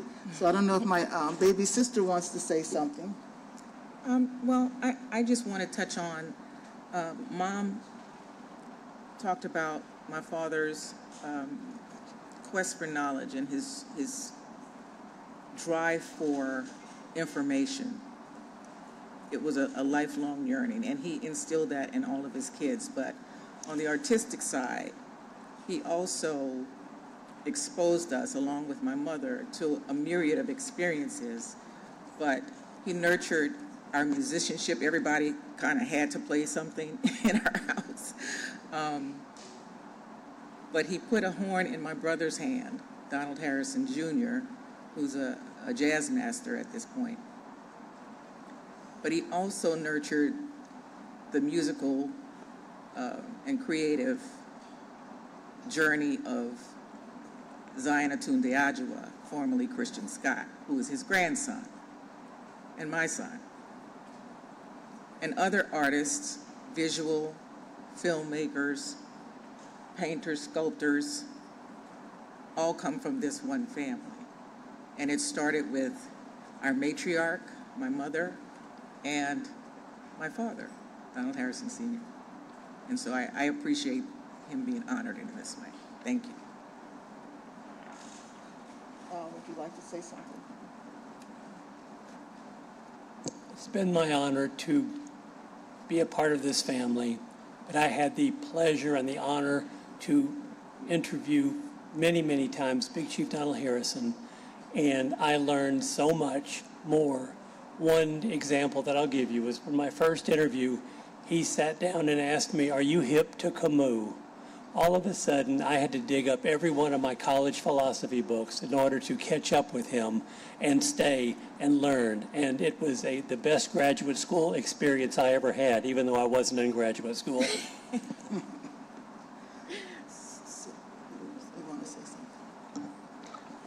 I'll just say that we moved here 7 years ago, and I tell people that if you see something in New Orleans and you want to be part of it, you can, just by asking. And it's a city that if you love it, it will love you back through these people and through the connections and love and things that you do to affirm your values and take a stand for the world that you want to live in. You can feel like you can change the world through being with people that you love and doing things that you love. And I know that's an echo of Hariste and Donald Sr., and I think we should do everything we can to continue to resonate that. On behalf of my family, we would like to thank you for designating that corner in my father's memory. And you can be guaranteed on Carnival Day, they will have children walking out of that door to go throughout the neighborhood to greet elders. That's what they do. They greet elders. You have to be at least 80 years old. And it's important work because this year we had 2 people to call and ask if we were coming. And last year we greeted 2 people. Unfortunately, they became ancestors within a week of us visiting them. So the children do bring joy to the neighborhood in honor of my father, as well as through the book program. Thank you. So from now on Mardi Gras, we can look forward to having another location to go to where people are going to be celebrating Donald Harrison Sr. and the culture that makes New Orleans very special. So on this day, as I mentioned, I am so honored to be the council person whose district includes the Donald Harrison Senior Museum, and subject to the vote of the City Council, the Donald Harrison, Big Chief Donald Harrison intersection of North Johnson and Independence. I'm reminded again of how special New Orleans is when I think of the work and the legacy of Donald Harrison Sr. I am so pleased to be a New Orleanian, and on this very special day, a day that has already been made special by a vote of the council and a presentation of SOS, I'm pleased to add to the specialty of this day by saying we celebrate Donald Harrison Sr. and the family, and say 2 very important words to all of you all. Thank you for sharing Donald Harrison Sr. with us. Thank you for making our city special. Members, I move at this time that we designate the intersection of North Johnson. Comments from council members before we move. Thank you, Councilmember King. Councilmember Green. Is Malik, is that it? What's his name? Ori. Ori, I thought you said Malik. Ori, I want to personally thank you. The way you spoke today at the desk and at the podium is very impressive. And what is more impressive to me is the way your ability to read. Being 7 and reading on a 7th grade level is very impressive. You don't see that quite often. And I want to thank you, his family. I know it took all of you all to get him where he is. It's impressive. And I'm very proud that you conduct yourself in a manner that you do. And I'm sure you're going to be very successful in the future. So I want to give you a special shout out because I was sitting back saying, man, how old is this kid? Because he's reading, he's not stumbling, and he's reading, big words. Very impressive. Keep it up. What school do you attend? I am homeschooled. I figured that. I also go to a micro school. Say that again? I'm homeschooled, but I also go to a micro school. Well, it shows that you have somebody who spends a lot of time with you in reading. So hats off to whoever that is, and thank you, family. Thank you. Such maturity.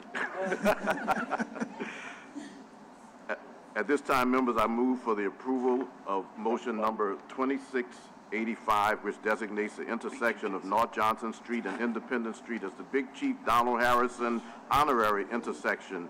I look forward to celebrating continually the legacy of Donald Harrison Sr. and in promoting the 9th Ward for its cultural heritage and contribution to our city. Members, please vote your machine. The measure passes 7-0. Thank you very much. Thank you, Mr. Harrison.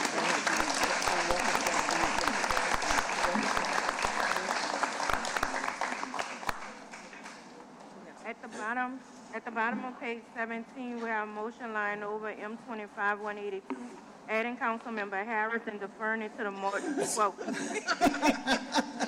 At the top of page 18, we have item 39, motion line over M25-183, adding Councilmember Harris, deferring to March 12th. Item 40, motion line over M25-184, adding Councilmember Harris, deferring to the meeting of March 12th. Item 41, motion line over M25-186, adding Councilmember Harris, deferring to the meeting of March 12th. At the top of page 19, we have item 42, motion line over M25-187, adding Councilmember Harris, deferring to the... One second, ladies and gentlemen, we're still trying to finish the meeting, so I know there are a lot of conversations. Can y'all do them in the hallway, please? Ladies and gentlemen, if you would like to converse, please converse in the hallway, because we're trying to finish our meeting. Thank you. Go ahead, Madam Clerk. We have item 43, motion line over, M25-189, adding Councilmember Harris, deferring to the meeting of March 12th. Item 44, motion line over, M25-35, adding Councilmember Harris, deferring to the meeting of March 12th. At the top of page 20, we have item 45, motion line over, M25-36, adding Councilmember Harris, deferring to the meeting of March 12th. We have item 46, motion line over, M25-38, adding Councilmember Harris, deferring to the meeting of March 12th. We have motion line over, M25-39, adding Councilmember Harris, deferring to the meeting of March 12th. At the top of page 21, we have motion line over, M25-88, adding Councilmember Harris, deferring to the meeting of March 12th.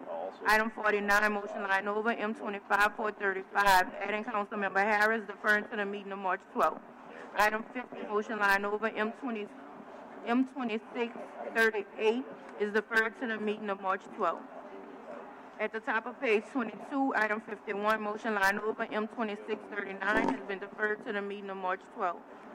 We have item 52, motion line over, M2640 has been deferred to the meeting of March 12th. Item 53, motion line over, M2641 has been deferred to the meeting of March 12th. At the top of page 23, we have item 54, motion line over, M2644 has been deferred to the meeting of March 12th. Item 55, motion M2677 by Councilmember King, designating the intersection of Frenchman Street and North Claiborne Avenue as John Knight Honorary Intersection pursuant to Section 146-762 of the Code of the City of New Orleans. Thank you. Thank you, Madam Clerk. This motion is in honor of Ms. Jean Knight, a New Orleans native who most of you likely know from her big hit, Mr. Big Stuff. This honorary designation at Frenchman and North Claiborne is near the former home and celebrates her voice and legacy. Are there any public comments?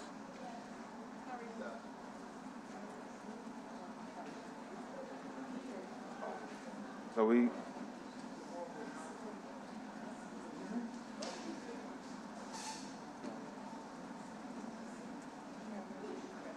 Hello, can you hear me? Yes.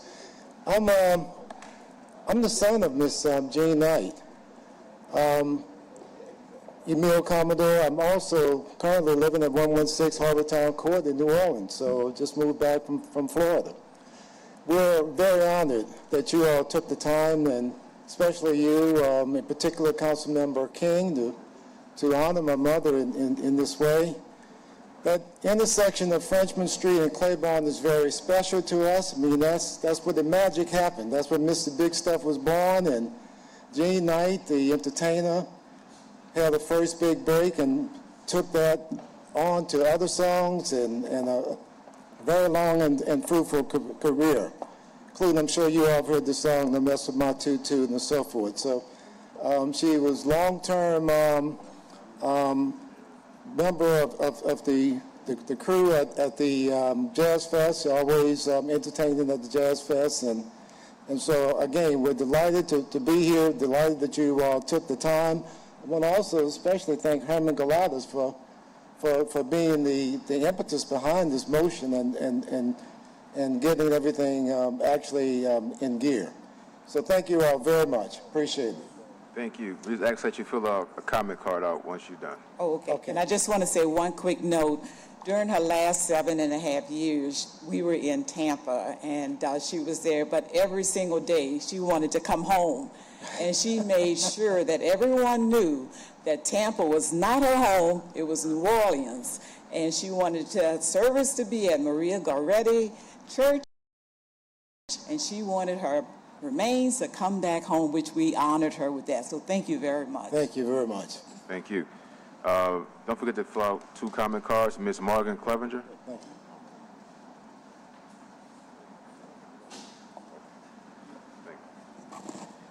Good afternoon, Council. Thank you for celebrating and honoring our culture every day that we can, and was very gratified to see the last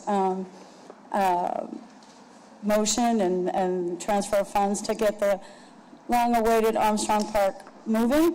I want to say, Jean Knight, wow, not enough words. I was very honored to be her friend, but also worked with her for many years in Jazz Festival as a performer and as a Jazz Fest staff member. And this is a great honor for her, and it's well-deserved and is supported 150%. We cannot do enough to remember our people. Mr. Big Stuff is now sampled in numerous commercials and all across the world in songs and raps and everything else. So we definitely want to remember her and her iconic song. But she was also just a great human and a great New Orleanian who never stopped loving our city, as her son just said. And I want to thank the Galatas family and Marie Galatas, who is especially a good friend of my mother, as Mr. Chisholm, Jim Hayes, Randy Mitchell, and many others, Donald Harrison, who all work so hard for the culture to be honored and considered in this city on an everyday basis. Thank you so much. Thank you. Any online comments from Indes? Hearing none, I make a motion to adopt. Second by Councilmember Willard. 5 yeas, no nays. Thank you. Congratulations. At the bottom of the page, motion M2682 has been deferred to the meeting of March 12th. At the top of page 24, we have motion M2683 has been deferred to the meeting of March 12th. Item 58, motion M2684 has been deferred to the meeting of March 12th. At the bottom of the page, we have to wait a second.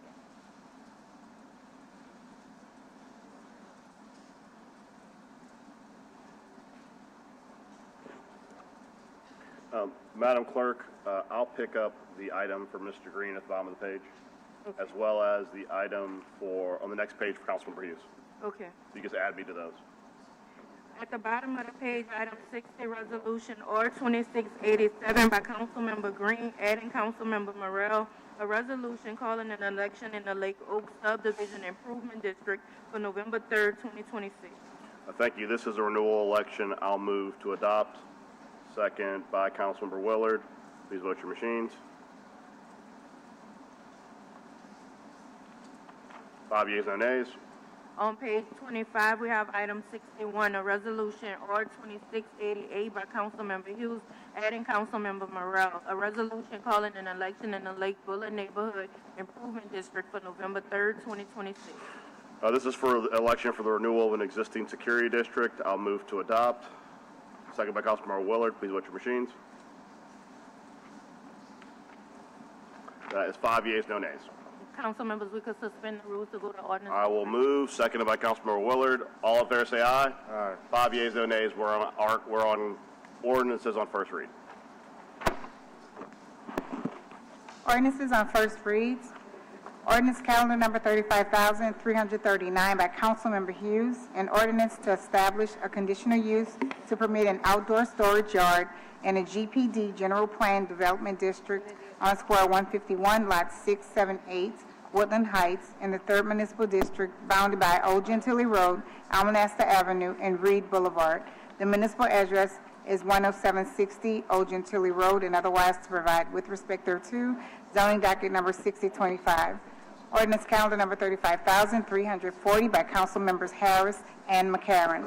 An ordinance to establish a conditional use to permit a standard restaurant over 5,000 square feet in floor area in an HUMU Historic Urban Neighborhood Mixed Use District on Square 579, Lot A, in the 6th Municipal District, bounded by Ferret Street, Soniette Street, LaSalle Street, and Robert Street. The municipal addresses are 5030 Ferret Street and 2239 Soniette Street, and otherwise to provide with respect thereto, zoning docket number 6625.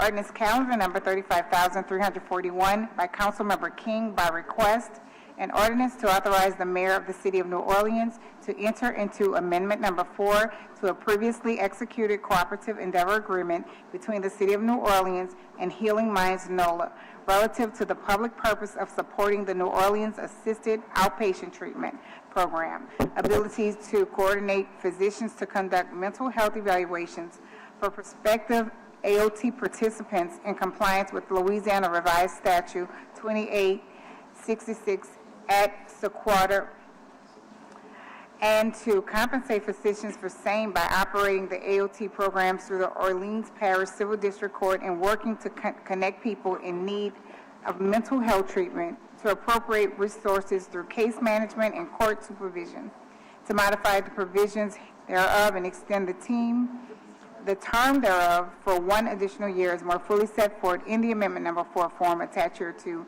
as Exhibit A and made a part hereof and otherwise to provide with respect thereto.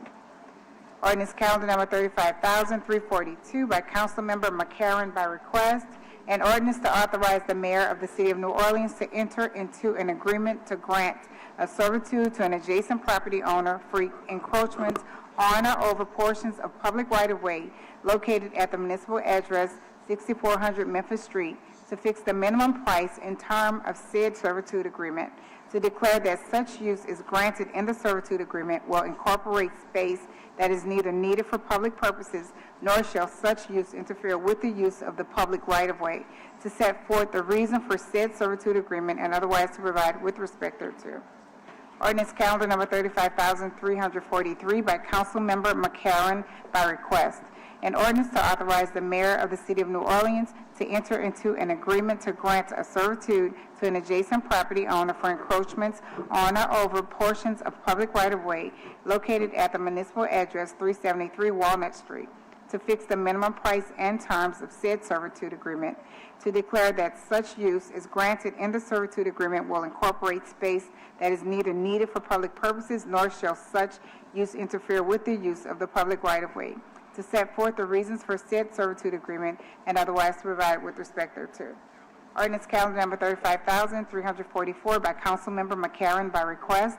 An ordinance to authorize the mayor of the city of New Orleans to enter into an agreement to grant a servitude to an adjacent property owner for encroachments on or over portions of public right-of-way located at the municipal address 5400 Magazine Street, to fix the minimum price and terms of said servitude agreement, to declare that such use is granted in the servitude agreement will incorporate space that is neither needed for public purposes, nor shall such use interfere with the use of the public right-of-way, to set forth the reasons for said servitude agreement and otherwise to provide with respect thereto. That concludes the ordinances on first reading. Thank you. With that, I will move to adjourn. Second by Councilman McCarron. Please vote your machines. 5, all in favor? Aye. 5 yeas, no nays. We're adjourned.